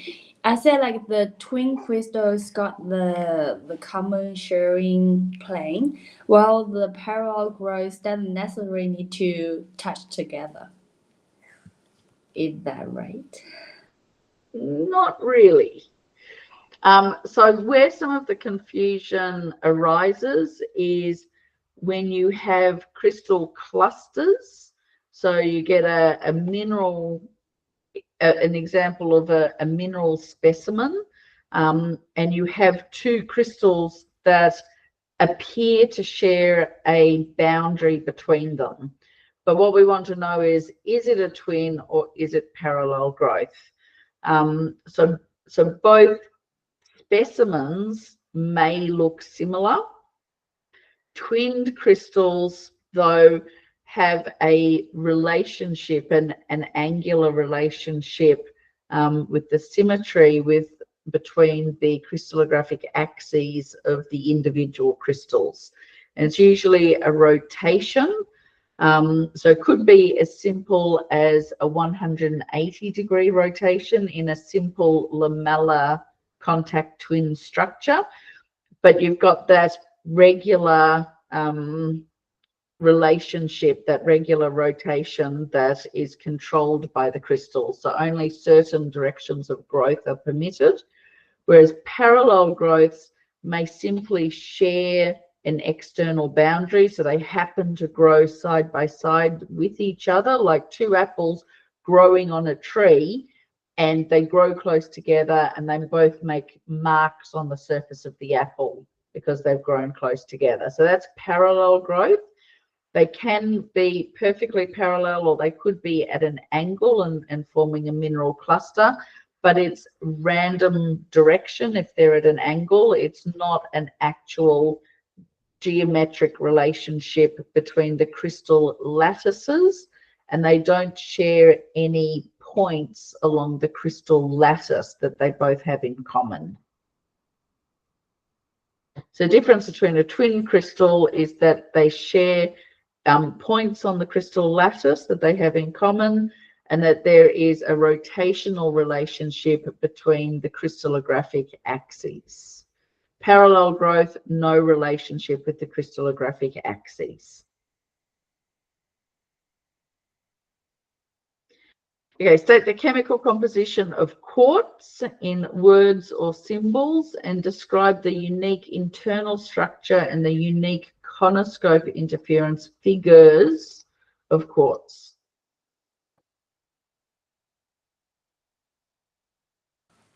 Okay, yep. So chemical composition is a SiO2, Correct. silicate Yeah. oxide 2. I guess you'd say it. I don't know. So unique internal structure is the spiral. Yep. Is it endomorphism? Endomorphism? Enantiomorphism. Antiomorphism. Oh, Sorry. and Enantiomorphism. That can be left or right, clockwise or anti-clockwise. So the unique conoscope interference figures, you get a bullseye if it's untwinned, and you'll get a spirally, I'm just trying to think of the word that's not swastika, airy spiral. Airy spiral, yeah. For a twinned quartz. Yeah. I've been doing some pictures recently trying to get really good conoscope pictures to update the notes for next year. And I'll just show you gemology photographs, conoscope. No, not those ones. They're my old ones. Polariscope, DSLR, conoscope. And we'll start from there.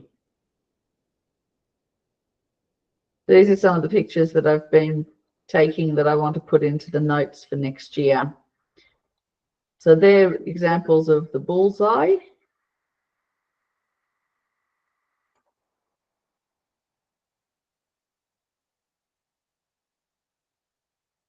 And then this one here is the airy spiral. And just on a side note, what can we see about, so what causes the airy spiral and what causes the bullseye on a side note? Any idea? I do, kind of. I think the airy spiral has to do with the fact that the spiral shape kind of twists and distorts everything. Is that Yes. kind of? Yes. So the enantiomorphic nature of quartz, that it spirals left or spirals right.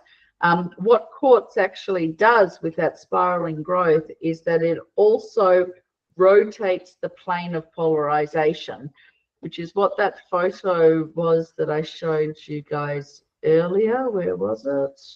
This one. So this one is showing what the light is doing with the plane of polarization as the light is being twisted and rotated. It's a form of dispersion, but the dispersion is related to the direction that the light is spinning rather than the speed that the light is going, but it's a form of dispersion. So as the quartz structure of quartz spirals, the light inside the quartz is also spinning around, and it depends upon the wavelength of light as to how much it's been spun around. So this table here shows for the wavelength of light, so for 760 nanometers or for 434 nanometers, how much the rotation is in degrees.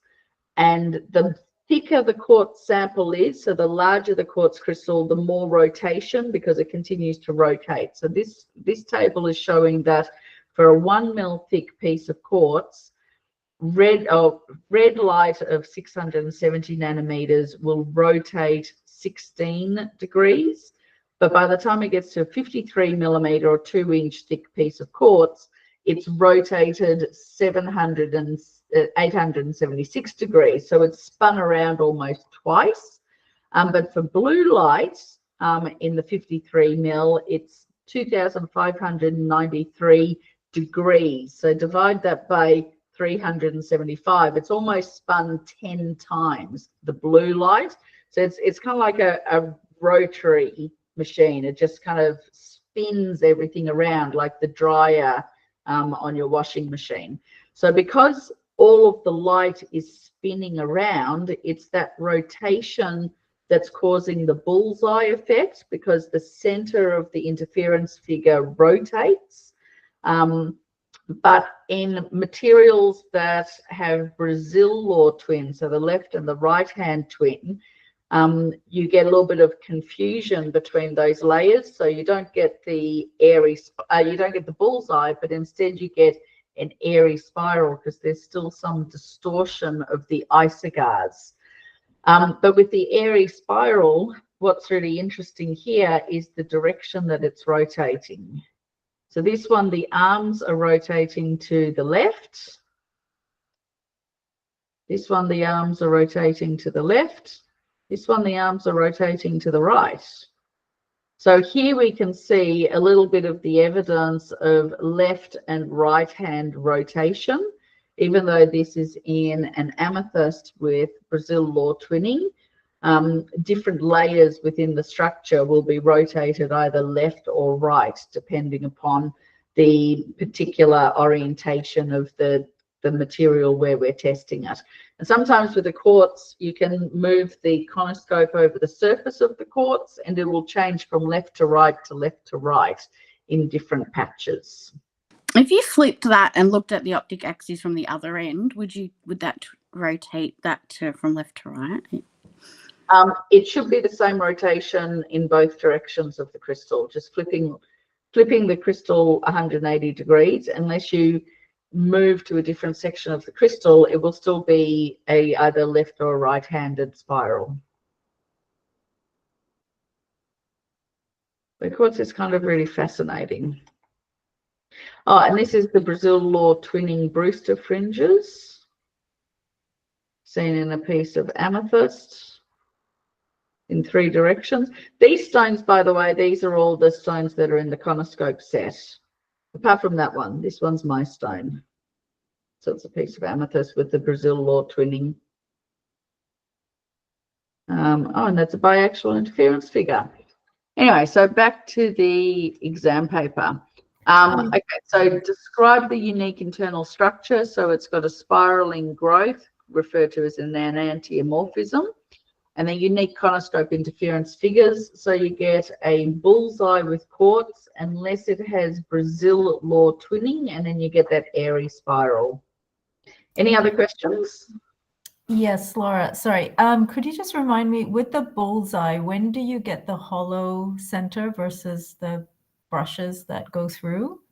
Oh, so the bullseye is seen with any time that you have a piece of quartz because of that spiraling structure, unless it's Brazil Law twinned. So amethyst is frequently Brazil Law twinned, so we don't expect to see a bullseye in amethyst. But almost any other form of quartz, you'll see the bullseye, and that separates quartz from any other uniaxial material. And it's the rotation of the rotating plane of polarization that causes that bullseye. So when it says a hollow center, what it's referring to is this whole colored center. It's never actually kind of, when it says hollow, we might think of it as being colorless, but it's actually colored. But as opposed to a uniaxial interference figure where the isogars cross at 90 degrees at the center, the bullseye has got more of a hollow through the center of the isogars, but it's colored. Okay, thank you. But then the colors that we see depend on the thickness of the quartz sample. Sometimes we can see, different colors.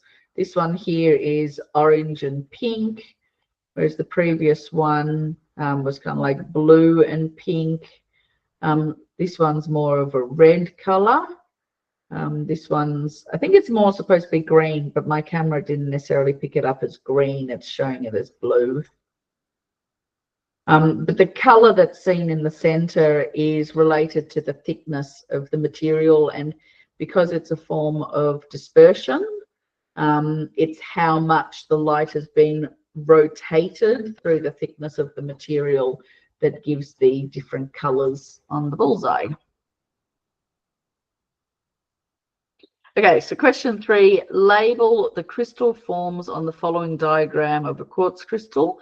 Name the most common habit of quartz crystals.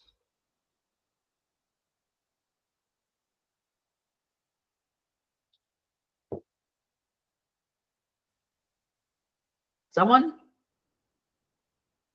If no one else wants to go, I'll go again. Yep. So the most common form would be prismatic. The most common habit is prismatic. Yep. So form A is a rhombohedra. Yep. Form B is a bipyramid. Yes. Form C is a trapezohedron. Yes. And form D is a prism. Perfect. And name 3 common mineral inclusions in quartz and state the typical color of each type of mineral inclusion.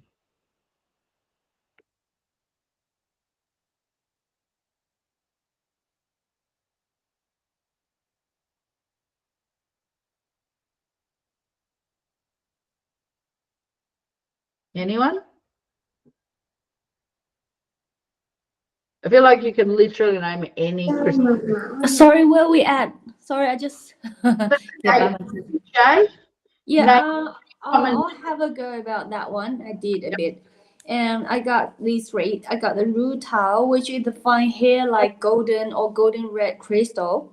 Yes. And the tourmaline, which is the thin black random oriented crystals. Yes. And another one, I don't know how to read it. Acatinolite. It's a fine green fibers, but I do know what that kind of quartz it is. I don't know. If I can't spell that in the exam, can I just write it as the fine green fibers without mentioning the name? Try to have a go at like Okay. if you spell it phonetically. Okay. If we can work out what you're saying, it's Okay. better that you try to spell I'll it. try. It's so hard. I can't even read it. Yeah, actinolite, which is green. Okay, name the variety of natural green chalcedony found in Queensland and Western Australia, and what's the cause of colour? Is that chrysoprase coloured by chromium? Not coloured by chromium, no. Oh, okay. Coloured by Nickel. iron. Not coloured by iron. Nickel. Oh. Coloured by nickel, yes. So chrysoprase, coloured by nickel. There is a form of green chalcedony coloured by chromium. I think it comes from Burma and Indonesia, and it's got a really difficult word that even I can't pronounce or spell. But really, really rare stone. But green chalcedony coloured by nickel if it's natural. They will stain chalcedony with chromium salts to stain it a green colour to use it as an imitant of chalcedony, of chrysoprase. Is that idiochromatic, or is that a Nickel is not an essential component to the structure of quartz. So quartz is allochromatic. But this is where like some of these definitions, by definition, chrysoprase must be green. So therefore it must contain nickel to be chrysoprase. So could you say that chrysoprase by definition must have nickel, so it's idiochromatic? I don't know. That's all right. I know there are other questions that ask about. So nickel is a transition element, though, right? Nickel is a transition Yeah. element, yes. But the semantics comes on the naming of the material, because quartz is allochromatic, because quartz can be colorless, but you can't have a colorless chrysoprase. Chrysoprase by definition must be green. Do you get what I mean? Yes, yeah.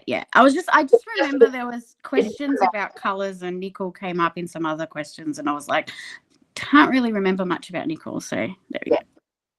Okay. Oh, how do you differentiate between natural chromium green chalcedony and chromium dyed chalcedony? Would that come up on the Chelsea color filter as Both coloured by chromium, so both will be red under chalcedony. natural chromium green chalcedony and It's starting with M, and I can never pronounce it.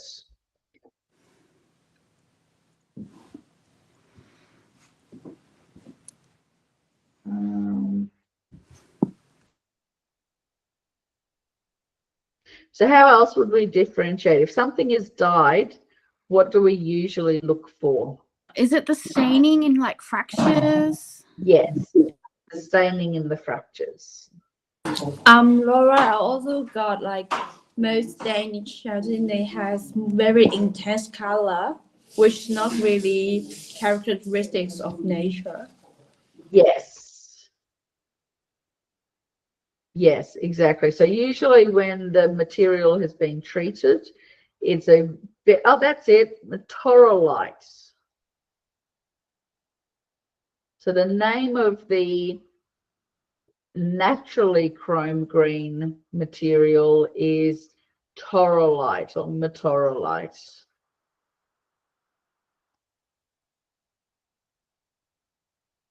Which I don't think you guys really need to know. But this is the chrome green chalcedony. This is probably some of the better quality materials. But that still doesn't look as green as the dyed green chalcedony.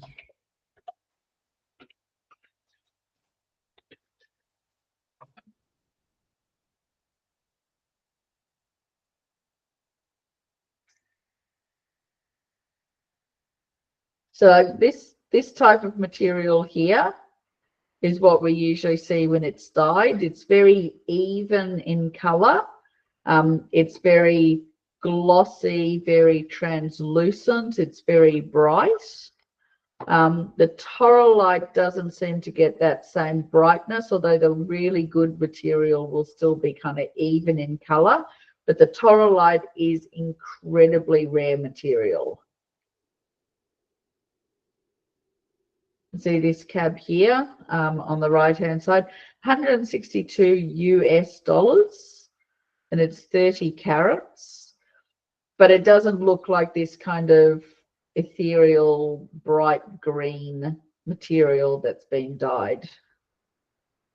But in the what we usually look for with dyeing is any evidence of dye concentration in fractures.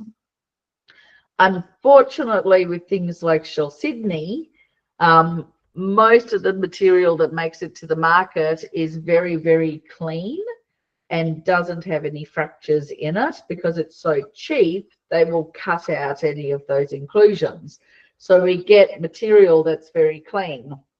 So it's almost impossible to tell. And also these days, they don't use chromium salts anymore. They use other chemical elements that will also produce a green color, but they don't react under the Chelsea color filter. So it's almost impossible to tell if a material's been dyed other than going on the color and the gut feel that you have from the material, which isn't that great to tell you guys. You can do an advanced tests like FTIR will bring up which elements are present in the material, and then you can tell if it's got nickel in it or if it's got something else. But FTIR tests, if you submit an item to a lab to have tested, they'll charge you $150, and the cab is probably only worth $10 if it's the dyed material. So it's a little bit of a catch-22. But how do you differentiate between it? You look for the color concentrations that may be present. Also, sometimes the chalcedony that they use for dyeing may still have some subtle banding through it. Some of the chalcedony is like a banded agate, and the banding may be very subtle. But when they dye it, the dye color concentrations also follow the banding. So if you see a chalcedony with light and dark green banding, that's because they've taken a chalcedony that was banded and they've dyed it. And chrysoprase doesn't have banding in it. So that's something else you can look for as well. Just a quick one. When it says green chalcedony, is that a very broad term for both like praise and chrysoprase, or just any kind of finely grained quartz that's green? I feel like green chalcedony, if they just say green chalcedony, I feel like that's more of a marketing term for stuff that's been dyed.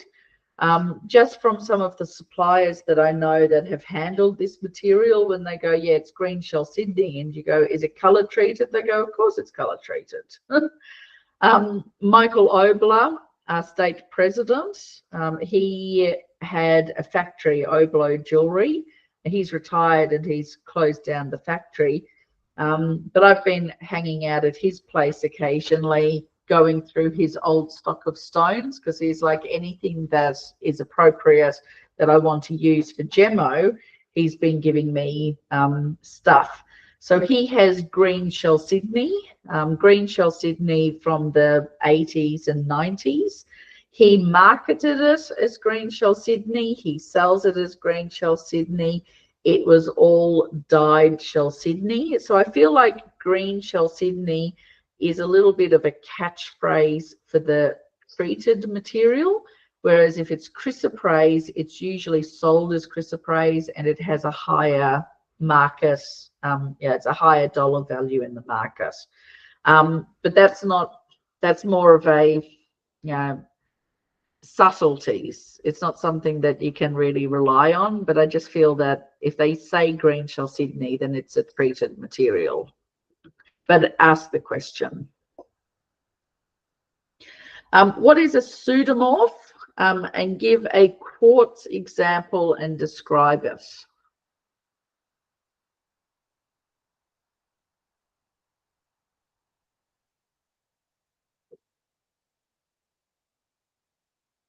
Anyone?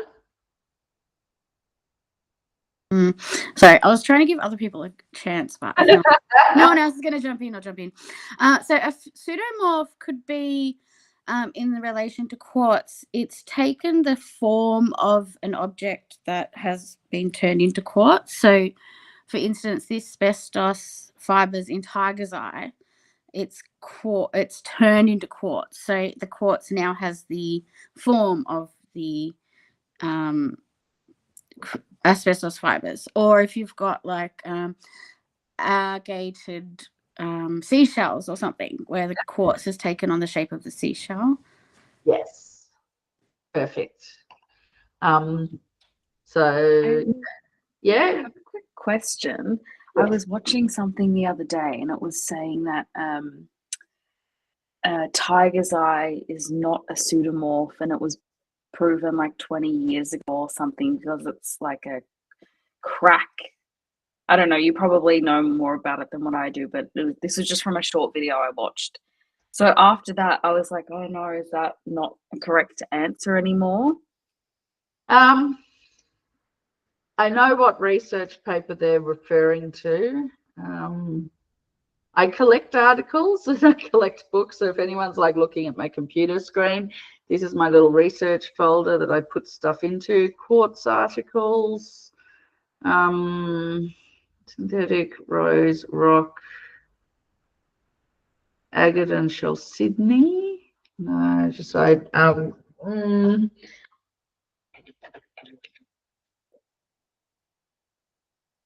eye. Which article was it? Tiger's Eye Revisited.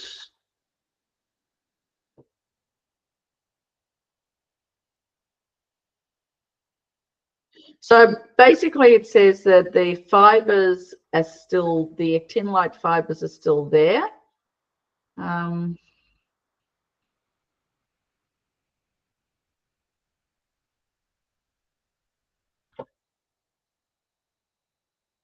Yeah, so the encapsulation of the crucidolite by anti-taxial quartz, and the final stage, columnar quartz seals vein and transected by crucidolite inclusion trail. Discussion, where's conclusions? Comments.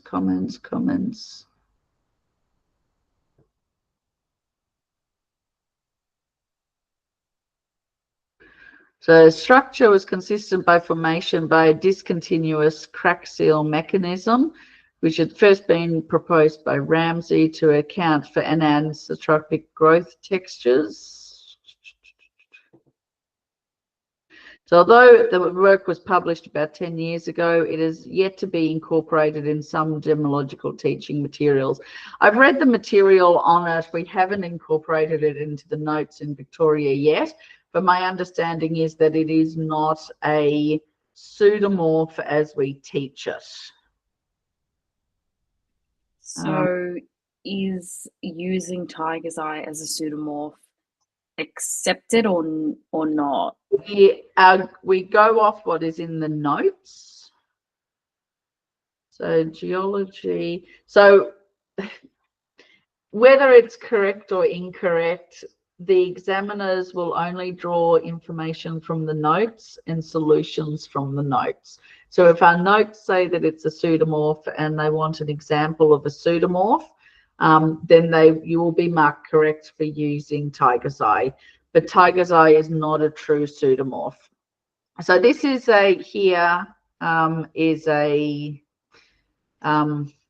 fuck off. An abstract of the article. So the article first appeared in Geology magazine in 2003. It says the classic explanation for the origin of the chatoyancy in tiger's eye has been pseudomorphism, i.e. the replacement of one mineral by another with the retention of the earlier mineral shape. This was first proposed in 1873 and has been adopted uncritically by contemporary mineralogists and gemologists. Quartz was thought to replace pre-existing fibres of crucidolite asbestos, and these quartz fibres were assumed to be the source of the chatoyancy. However, based on new crystallographic and textural studies, this hypothesis has been challenged. If crucidolite silicification occurs by a fibre-for-fibre substitution, then tiger's eye should be composed of Chalcedony variety quartz, but this is not the case. These authors believe that the texture of the tiger's eye is consistent with formation by a discontinuous crack seal mechanism. This vein filling process involves the cracking of the crucidolite-bearing host rock, followed by deposition of columnar quartz crystals from silica-saturated fluids. Simultaneously, overgrowth on the pre-existing crucidolite grain occurs, and these crucidolite overgrowths are subsequently encapsulated by the quartz.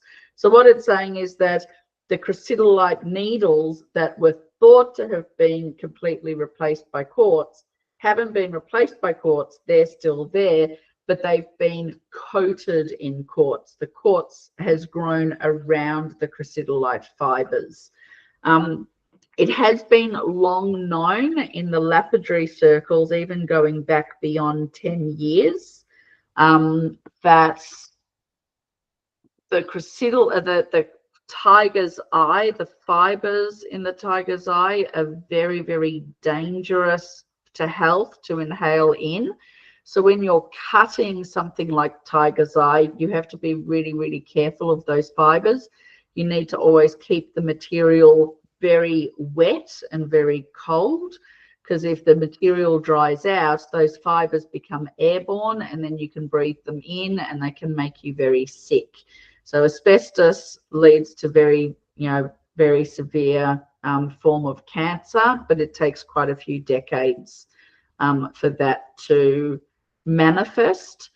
But yeah, so it's not a complete replacement of quartz, but quartz is still involved as a secondary growth process. But for the purposes of the exam, if they ask a question about give an example of a pseudomorph, you will be marked correct for saying tiger's eye. But my understanding is tiger's eye is not a pseudomorph. So where did you watch that video the other day? Was it on a YouTube video? Was it from something like Gem A, or was it from Gemology for Schmucks? No, it was on Instagram. It's this young woman who, I think she's a gemologist, and she just does like facts and things like that. In England? I think she's an American girl. Okay. But she mainly focuses on crystals and things like that rather than faceted gemstones. And just interesting and rare gemstones. So yeah, she was talking about it. And I feel like I'd heard it somewhere else before as well. But yeah, I watched that right after I was like writing my answer for this, and I was like, oh, I don't know if that's correct anymore. But okay, so long as I go off the notes and what's in the notes, then yeah. Yeah, no, it's not correct, but it's correct for our exams. Okay, that's all I need to know then. Just two very quick things, sorry. One is I actually don't know if that's in the notes or not. That was probably an assumption that I made. But also, I'd be really keen to know if you could send the link to that Instagram person, because I'm actually quite interested in like crystals. So that would be really cool if I could follow her. Thanks. Yeah, next time I don't follow her, she just comes up like in my feed, but next time she comes up, I'll send it to you. Thank you. No problem.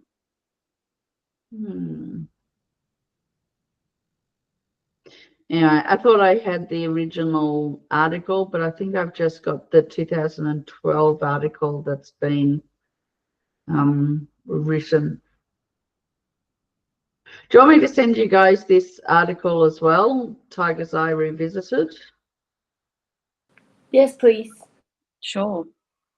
Okay. As we kind of progress through Gem 2 and get used to more of the terminology, these articles and journals and things will get easier to understand. Is that right? Because I kind of look at them and I'm like, oh, sometimes I feel like they're above my head.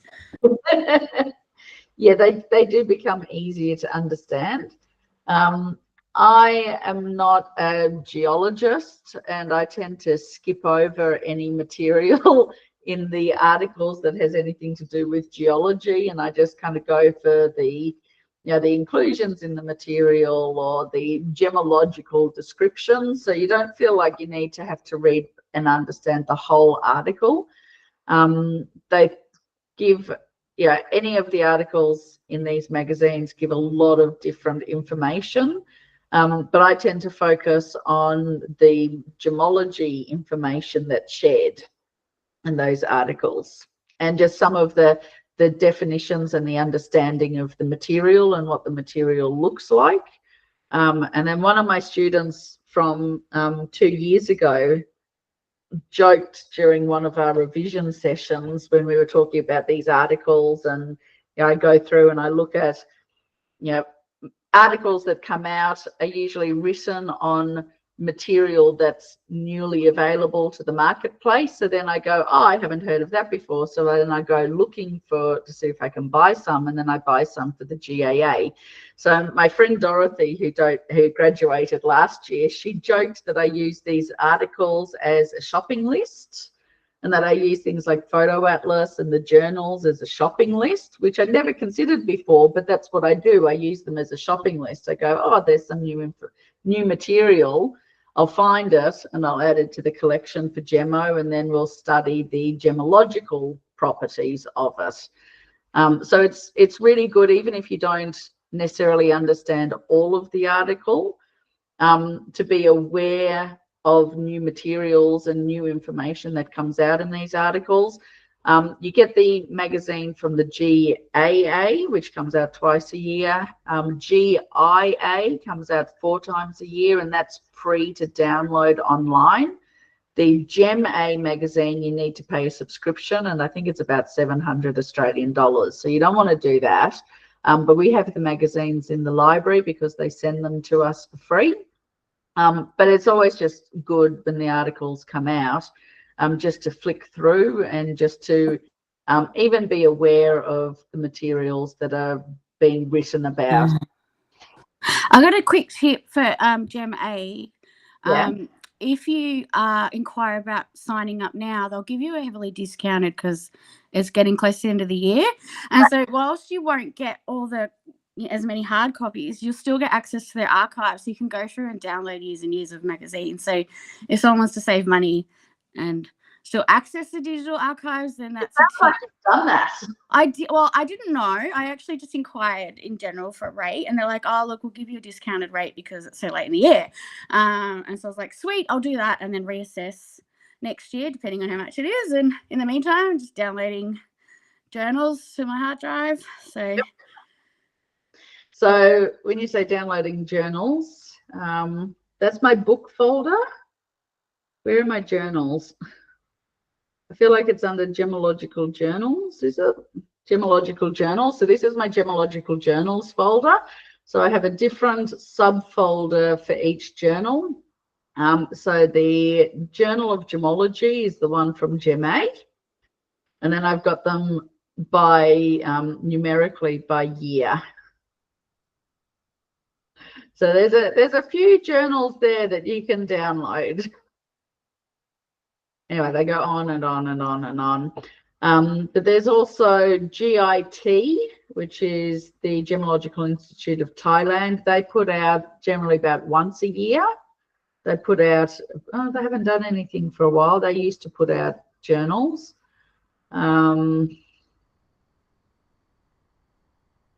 GIA is good. GRS, they haven't really done anything recently either. He was putting out contributions to gemology. ICA in colour. Recently, they've made it so that you can't download the PDF anymore. You can just look at it as a flip book, but ICA is also free online. And they do really good magazines. So you can look for ICA Coloured Gemstone Association. So this magazine from 2022, Opal, I feel, I know, COVID, that was a bad one to bring up, COVID. Anyway, so these magazines are also really good.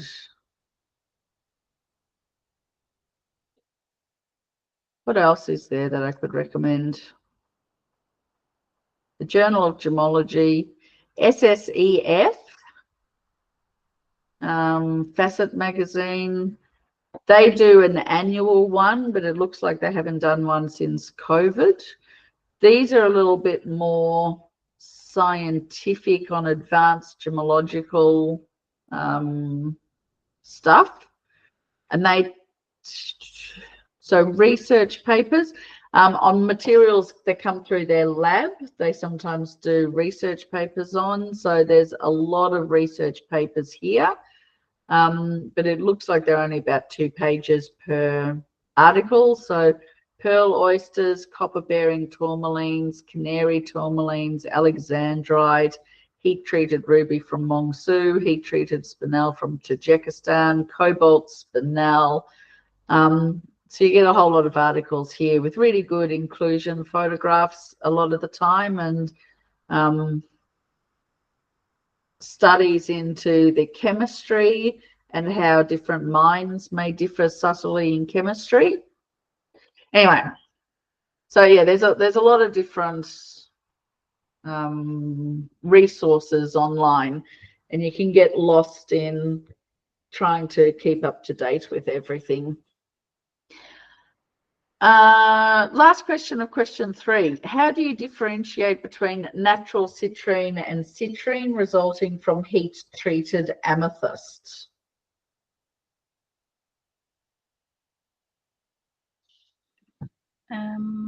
I can give it a go. Mm. So if it were to have inclusions that were specific to amethyst, such as zebra stripes, Yep. you could see that in the citrine as well. Yes. So what is the zebra stripes? Healed fracture. Yes, healed fracture relating to. Is it twinning? Yes. Brazil law twinning? Yes. So the Brazil law twinning is common in amethyst, but not common in, get away, not common in citrine. So typically, so this here is a heat-treated citrine. This is from 2008 Gems and Gemology. And can you see here these lines that are kind of stacked triangular growth? So that's without the polarized light. This is with the polarized light. I feel like my photos are better, but this is from 2008. So the absence of Brazil law twinning might be one key to the citrine.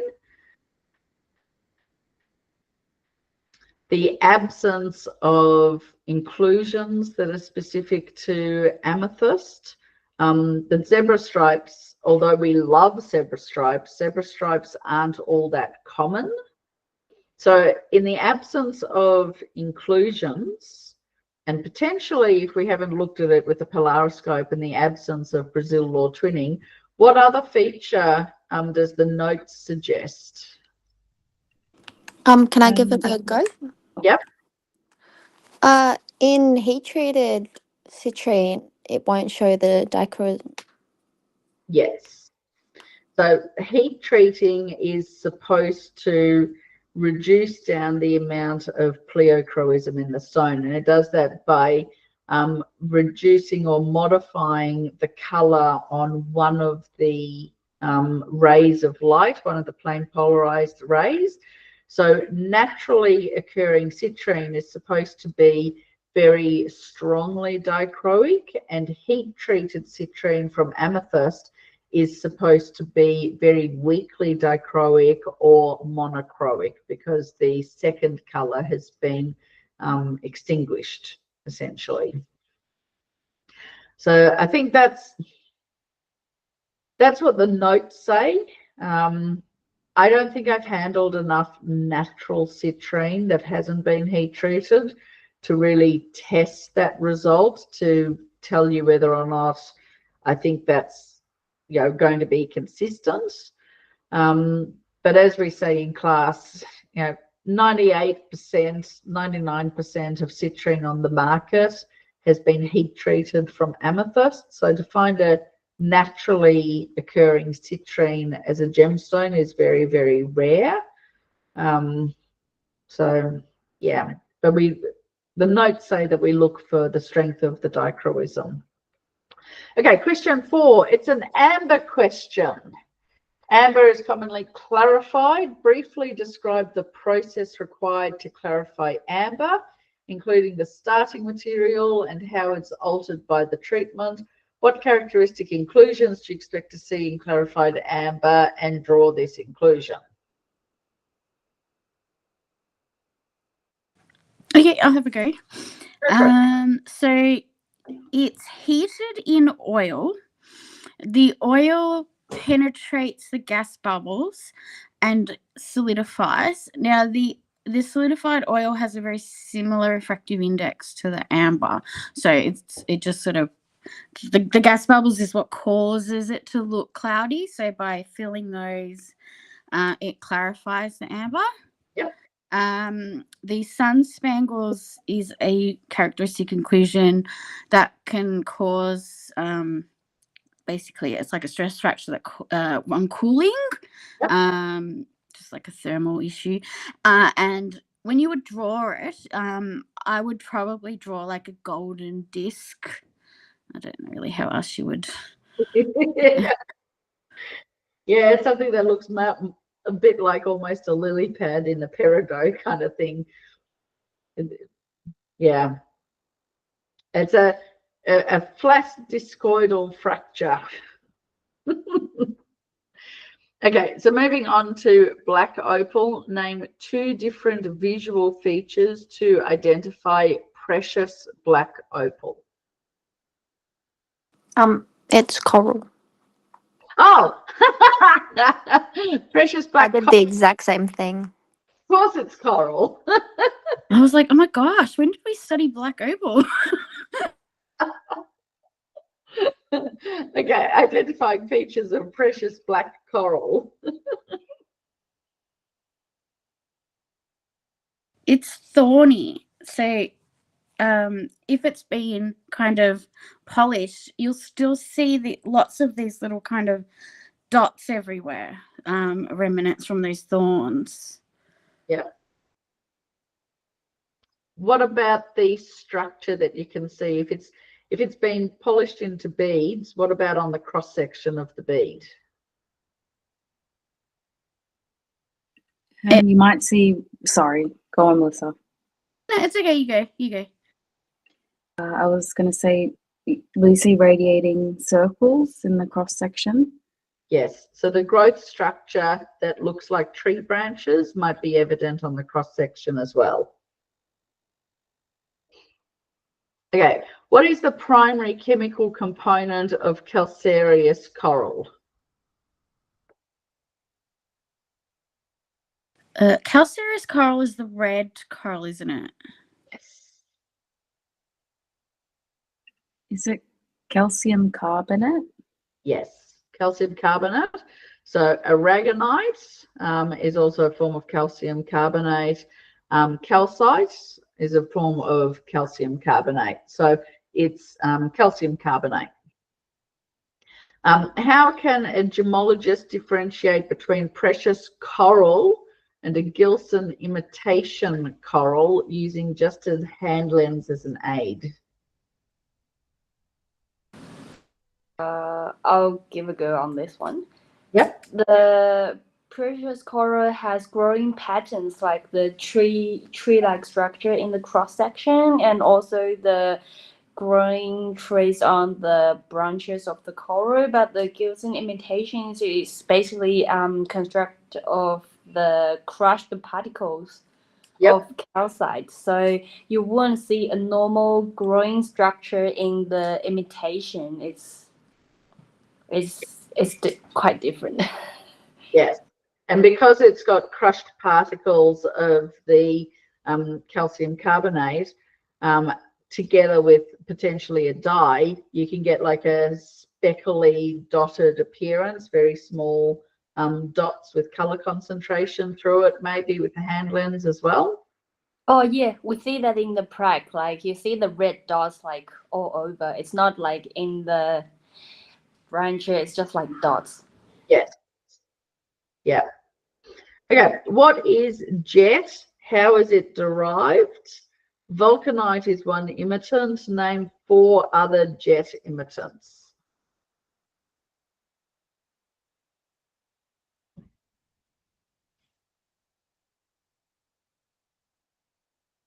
I'll do that again. Yeah, and jet is an opaque black fossilized driftwood which has been subject to the chemical action in the stagnant water and subsequently flattened by great pressure on the oxygen-free condition over long periods of time. And Yes. the emittent could be the hardened rubber and glass and obsidian or onyx. Yes. Yeah. Yes. And another one is bog oak. How you spell that? Sorry. BOGOAK. Bog oak. Yeah, bog oak. Yeah. Yeah. So the glass sometimes is referred to as French jet, just means black glass. Bog oak, the vulcanite, the rubber, shellac. What else did you say? The black onyx. Oh yeah, the black onyx. Yes. I got another question because in the jet part we mentioned about there's a different kind of wood can be defined as the jet. I think the bog oak is also part of the similar to the driftwood that can be in the same condition and be into the jet. So is that an emittent or it's just one kind of jet that have different sources? It's an imitant. The jet is closer related to like a coal. It's like a lignant. Yeah. The bog oak has been stained brown and is very, very ancient, but it's been stained by the peat bog that it's been submerged in. But it's not as old as jet. It hasn't been, it's a different type of wood and it hasn't been subjected to the same processes that jet. Okay. Yeah. Jet, you won't see any of the wood grain, but the bog oak, you will still see the wood grain. Okay, that's really clear. Yeah, and the jet has got a far superior luster, and the bog oak is very, very dull. It's got the wood grain effect and a very dull luster, and jet is very, very glossy and black and shiny. How would you discriminate between jet and vulcanite?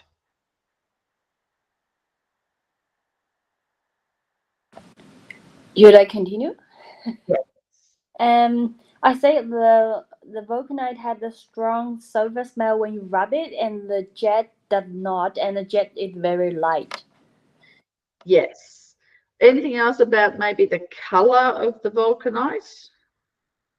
It's more like greeny black. It's mottled. Looks very complicated, but the jet is just black. Yes. So the vulcanite, especially because most of these materials are antiques because they don't make the vulcanite anymore. Over time, the color changes in response to the ultraviolet light. So it's usually the vulcanite that we encounter today has got that greenish tinge to it, and it hasn't got the luster of the jet. Describe the main differences between a rock and a mineral and explain why this makes a rock unsuitable for specific gravity testing. A rock is an aggregate of more than one constituent. Yep. So, for instance, unakite, I believe, is a rock because it has green epidite, pink feldspar, and quartz all in the one thing. So even if you tried to weigh it, you can't really weigh it because each component would have a different weight. Yes. Whereas a homogeneous, what's the question between rock and mineral? A mineral is homogeneous, so it's all one substance, which means it's consistent weight throughout the whole thing. The density is consistent. The density is consistent. Whereas each individual mineral constituent of a rock has got a different density. And because it's an aggregate with varying compositions, varying proportions between samples, there's no way that we can actually get a density or a specific gravity measurement that's going to be able to be used to identify that specimen. So it says name 2 gemstones that are classified as rocks.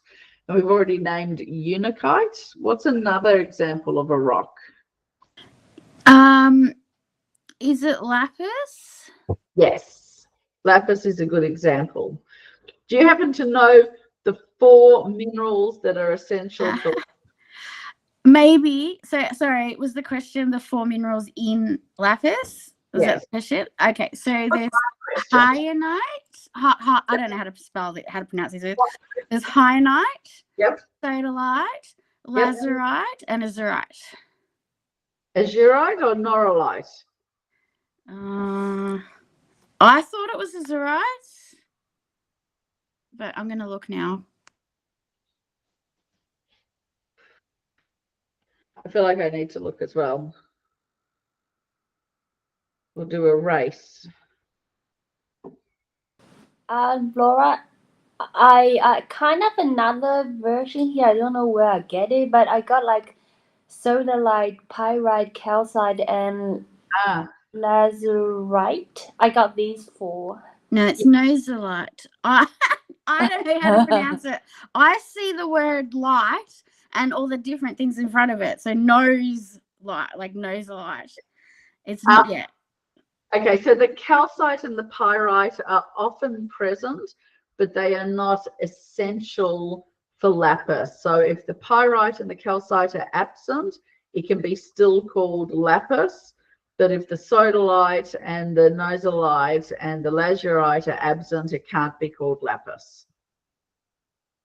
Okay, how do I spell another 2? Is that nose and light? Yes. And what's another one? Sorry. The lazurite and the sodalite. So sodalite. Yeah. And a lazurite,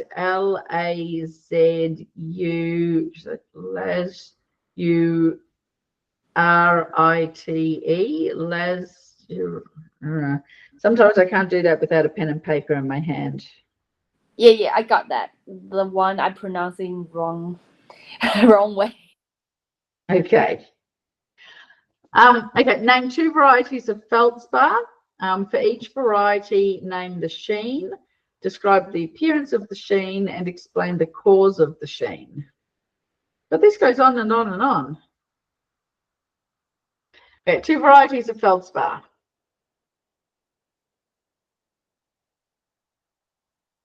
I can have a go. Yep. Variety 1 would be moonstone. The sheen seen is a duralescence. The appearance is a sort of silvery blue sheen that kind of billows over. You can see it moving over as you move the stone. Yep. And it's caused by light reflecting off different layers of orthoclase and an albite. Yep. So it's one variety. Sorry. So that's one variety of moonstone. Now we need another variety. Variety 2 is labradorite. The Yep. sheen seen is labradorescence. Yep. And you kind of see flashes of blue, green, yellow, and red on a kind of grey body colour. And it's due to light interference from different layers of albite and analthite. Yes. Perfect. Name the crystal systems in which feldspar crystallize.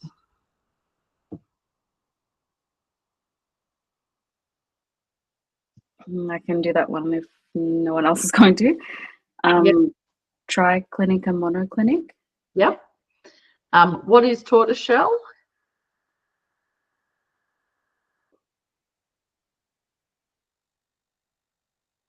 I'll try this one. Tortoiseshell is come from a marine turtle, but not a tortoise. It had the translucent yellowish brown body color, yellowish body color with brown mottled on it. Yes. So how do we identify tortoiseshell with a microscope? On the microscope, you can see the fine fibrous structure, while the fake one doesn't have any. Yep. And what about at the division between the yellow and the brown? What is the difference between the fake plastic tortoiseshell and the natural tortoiseshell? Is that the melanin? Yes. Yeah, I think they look like brown dots, so I haven't really been able to see it that well, but it's just brown dots, is it? Yes, the brown dots of the melanin. So with the plastic variety, there's a sharp, straight line, like a sharp line between the brown and the yellow. But with the natural tortoiseshell, the boundary has got these little speckled brown dot appearances. It's not a solid straight line. Okay, last question, question 5. Explain the difference between ionic and covalent bonding, and you may use a diagram to assist with your answer.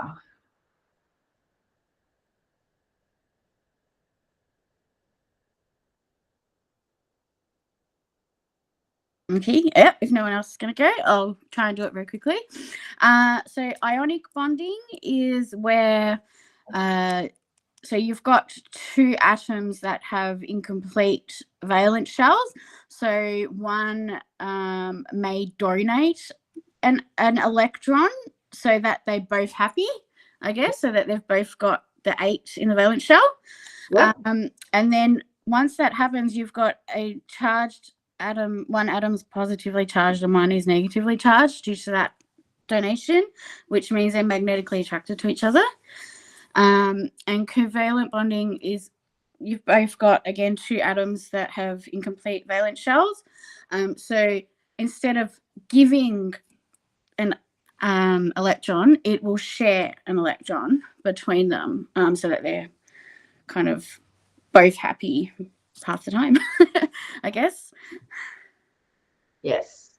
Okay. Moving on, formula for corundum is often mistakenly written as Al3O2. Aluminium has an atomic number of 13 and oxygen has an atomic number of 8. Draw a diagram for each of these elements showing the positions of their nuclei and electron orbits, and explain why the formula of Al3O2 cannot be correct.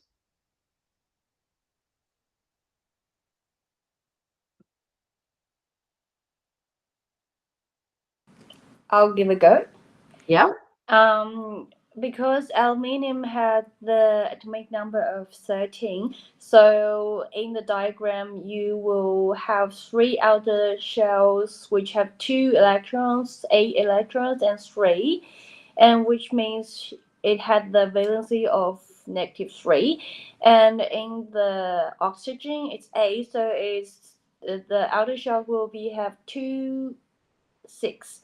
To be stable, it need 2 extra electrons, so the valence will be +2. So when it's Al3O2, it couldn't be balanced. Otherwise, it would be -9 plus +4. It wouldn't be like balanced. So it has to be Al2O3. Excellent. Did everyone follow that understanding?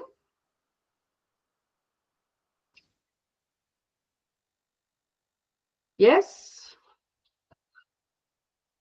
So the charges need to be balanced. So one atom has an overall negative charge, the other atom has an overall positive charge, and the formula needs to be balanced so that the positive charges balance the negative charges. Explain how transition elements cause color in idiochromatic and allochromatic gemstones, and give a gemstone example of each.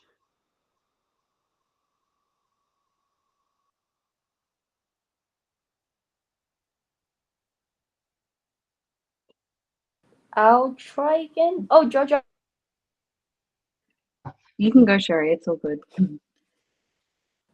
Okay, yeah. I said, how do I pronounce that? Idiochromatic? Yep, idiochromatic means the color is caused by the element in the material, which is caused by itself. But the allochromatic means the color is caused by the impurities in the material, like the other elements in the germ to cause the color. So I got one example for the idiochromatic, which is the malachite. The green color comes from itself, the copper, but the allochromatic is the aquamarine from the beryl family, because the beryl family got all different colors and they're all caused by other Yes. Yeah. So in its purest state, the beryl is colorless. And each of the different colors is caused by different transition elements that are present. Okay, color in gems may also be attributed to the structure of the gem material. Give 2 examples of gems in which color is the result of the gem structure, and for each gem example, explain how the color is caused and describe the appearance.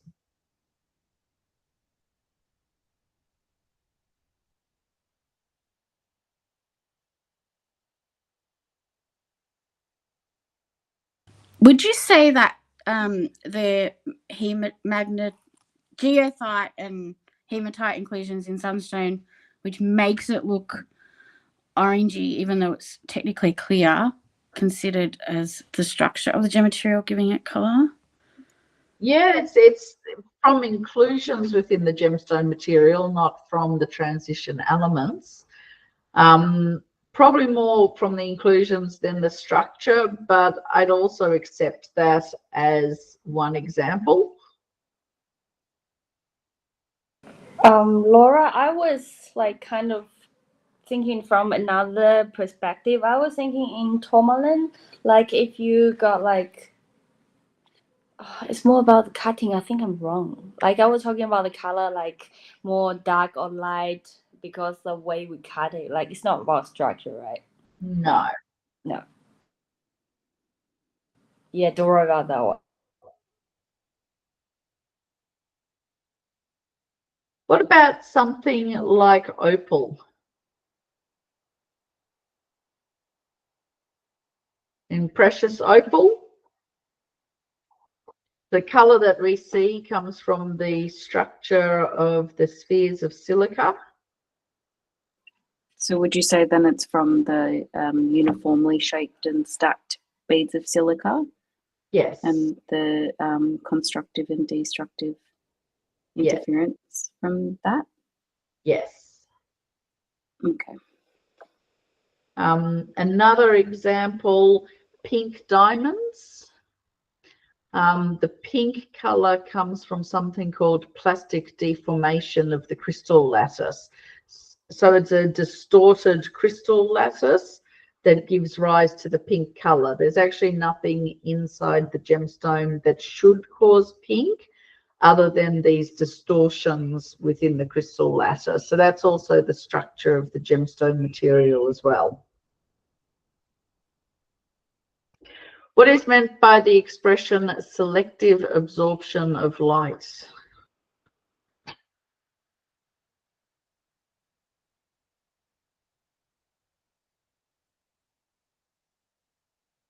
Is that where transition elements, they as they're transmitting light, they're absorbing some of the wavelengths.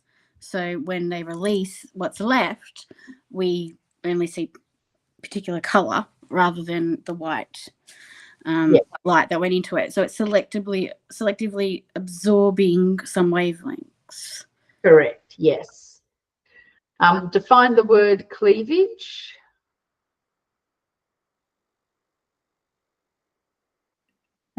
I can give this one a go.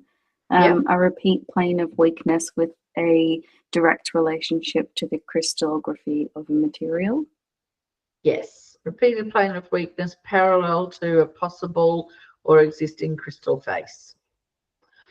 What is the difference between cleavage and parting?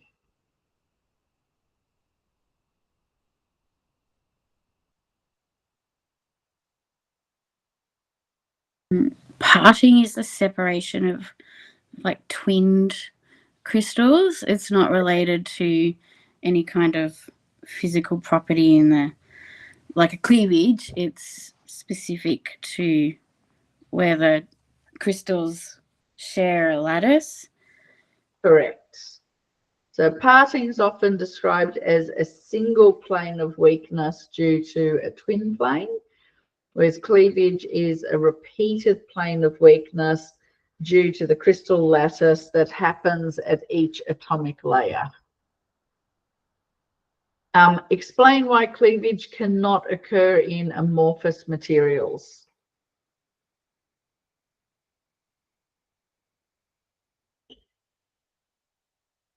The atoms are just randomly placed. There's no crystal lattice that has planes of weakness. It's just random. Yeah, so there's no crystal lattice, there's no regular arrangement of atoms within amorphous materials. There's no physical and optical properties that vary with direction. So we can't get cleavage in an amorphous material. Fluoride crystallizes in the form of cubes. However, it's most often encountered in the shape of an octahedra. Why does this occur?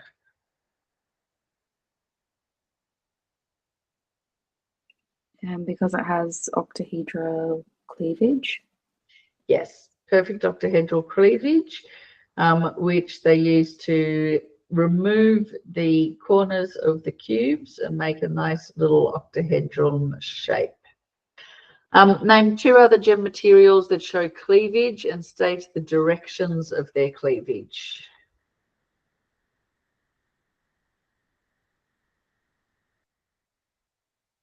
Diamond has perfect octahedral cleavage. Yes? Sorry. What was that? Sorry. I think a couple of people were trying to talk at once. I was going to say diamond has perfect octahedral cleavage. Yeah. Do we need another example of a gemstone material that shows cleavage? Topaz has perfect basal cleavage. Topaz has perfect basal cleavage.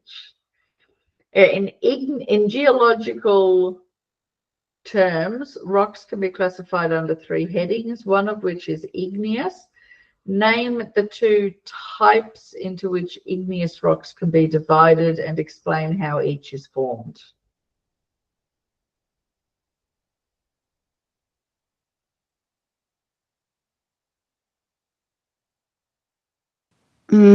Sorry, okay, if no one's going to go. Look, I think it might be talking about intrusive or extrusive, but it may also be talking about basic and acid. So I'm actually unclear which one it's after. So intrusive igneous rocks form inside the Earth's surface, where extrusive form up on the crust. And mafic, I think, is your basic rock, which is a very low silica content, and your acidic rock has a high silica content. Yes. Okay, so I think the answer to the question that they're wanting is the intrusive and extrusive igneous rock. I feel like maybe if they're wanting to talk about silica content, they might have said based on the amount of silica present.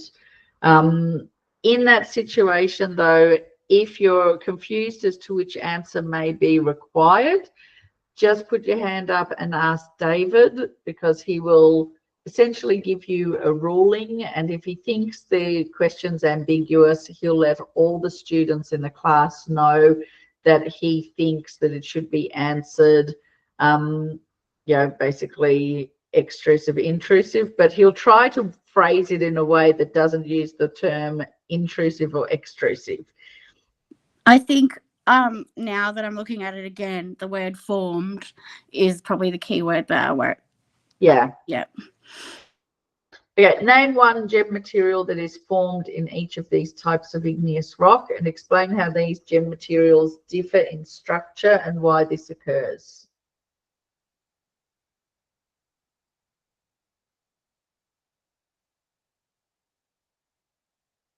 So given that we've answered intrusive, extrusive, we need one gemstone material that's intrusive and one gemstone material that's extrusive, and how the materials differ in structure.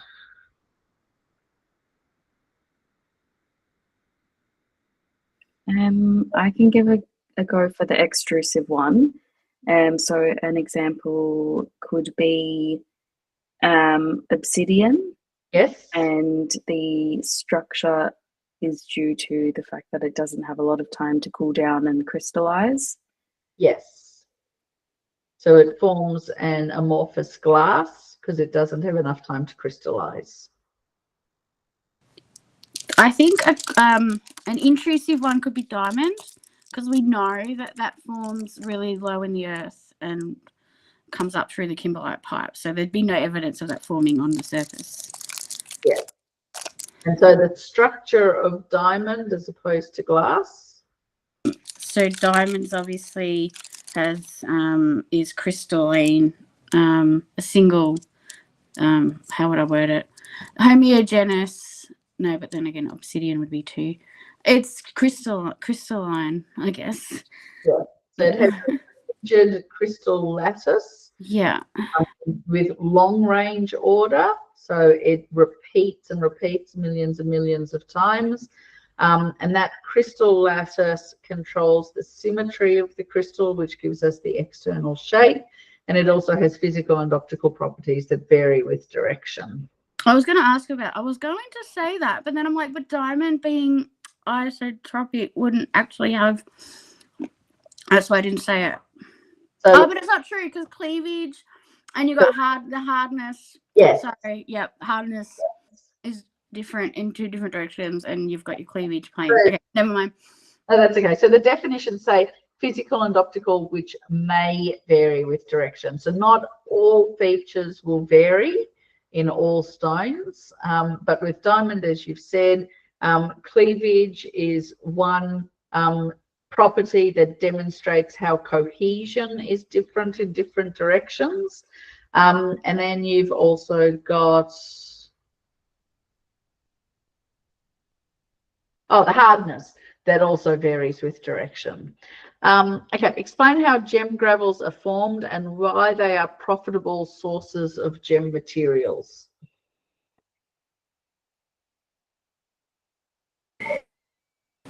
Yep, I'll try that. The drum gravels are formed from the high velocity water to the low velocity, and they sink down into one place. And usually, there's a lot of the germs like the sapphire and the stuff in there, so it's profitable source because it's in one area and you can source a lot of the gemstone in there. Excellent. Yes.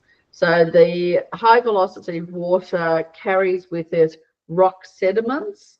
And when the velocity changes and slows down, it hasn't got the energy to carry those rock sediments. So they sink to the bottom of the riverbed. And that's where we can collect a lot of the gemstones from. Name 2 gemstones that are typically found in gem gravels and explain why this is the case.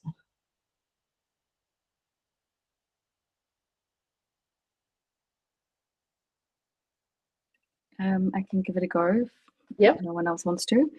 My examples were sapphire and spinel, Yep. and because they're harder and heavier than other gemstones, so they'll kind of withstand that process, and they'll sink to the bottom rather than kind of being carried away by water. Excellent. And same with you, 2 gemstone materials that are not usually found in gem gravels and why this is the case. That I know that you've kind of disputed these as well, but I'll say them anyway because they're in the notes. Okay, aren't you? So I wrote tourmaline because it has cleavage, and apatite because it's too soft. Tourmaline doesn't have cleavage. Oh, no, it doesn't. I didn't. Maybe I was meant to write something. Maybe I was meant to write topaz. And apatite because it's too soft. Yeah, so most of the topaz that is faceted is alluvial pebbles. Topaz has so much material and so much of it is alluvial, so that is definitely available. Apatite's a good example because it's very soft. Fluorite would be a really good example because it's soft and has the octahedral cleavage. But Thank you. try to stay away from topaz. Tourmaline is an interesting one because it forms long, slender crystals. It's often mined in situ in primary deposits. It can be found as an alluvial stone, but because it forms long, slender crystals, those crystals can be broken up really easily because when you're long and thin, you can snap. But tourmaline also it doesn't have cleavage, but it gets little tension fractures that are perpendicular to the optic axis. So if you have a look at a lot of crystals, they have little fractures running all the way down perpendicular to the C crystallographic axis. And those little tension fractures are a point at which those crystals can break as well. So I feel like tourmaline might be a better example than topaz because I see lots of very big topaz alluvial pebbles. The tourmaline's a little bit more difficult to get. So tourmaline, I'd actually support a little bit more. So that's the end of that exam paper, and it's 5 minutes past 1. So we've done it in about 3 hours, but we've taken a lot of twists and turns as well. And we didn't exactly start on time. Does anyone have any questions? If I wanted to print an exam to bring to tomorrow's revision class, do you know which one we would be doing? 2023. Okay, so I can just print that out. Yeah. So we've almost finished 2021, but I think we should try to do a full exam in the 2 hours, and we'll just kind of like really go for it, and we'll do 2023.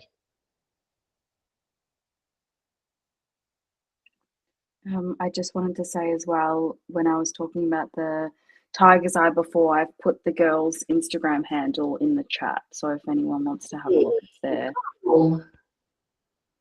Thanks, Georgia. Thank you. I just have to figure out Open the tab. I don't know how to open it. It's Oh, there do it you have a is. pen and There paper? it is. Got it. I found it. Thank you. Good. Thank you. Okay, and she sells crystals as well. Oh yeah. I think she like maybe works at a crystal shop or something or other. I don't know. I just did some more digging before we were talking about it. And yeah, she just posts some interesting ones and yeah, posts facts and things like that. Cool. Thank you. No problem. Okay, guys. Any other questions? No. Good. We'll see you on Monday. Do the Okay. last paper. Okay. Great. Thank you. Very nice. Thanks so much, Thanks, Laura. Laura. Just right. Thank you, Laura. See you tomorrow. I think. Oh, our cat. Bye, Kat. Bye. Can you bring her to class tomorrow, Laura? Oh, Bye. okay. Bye. Bye.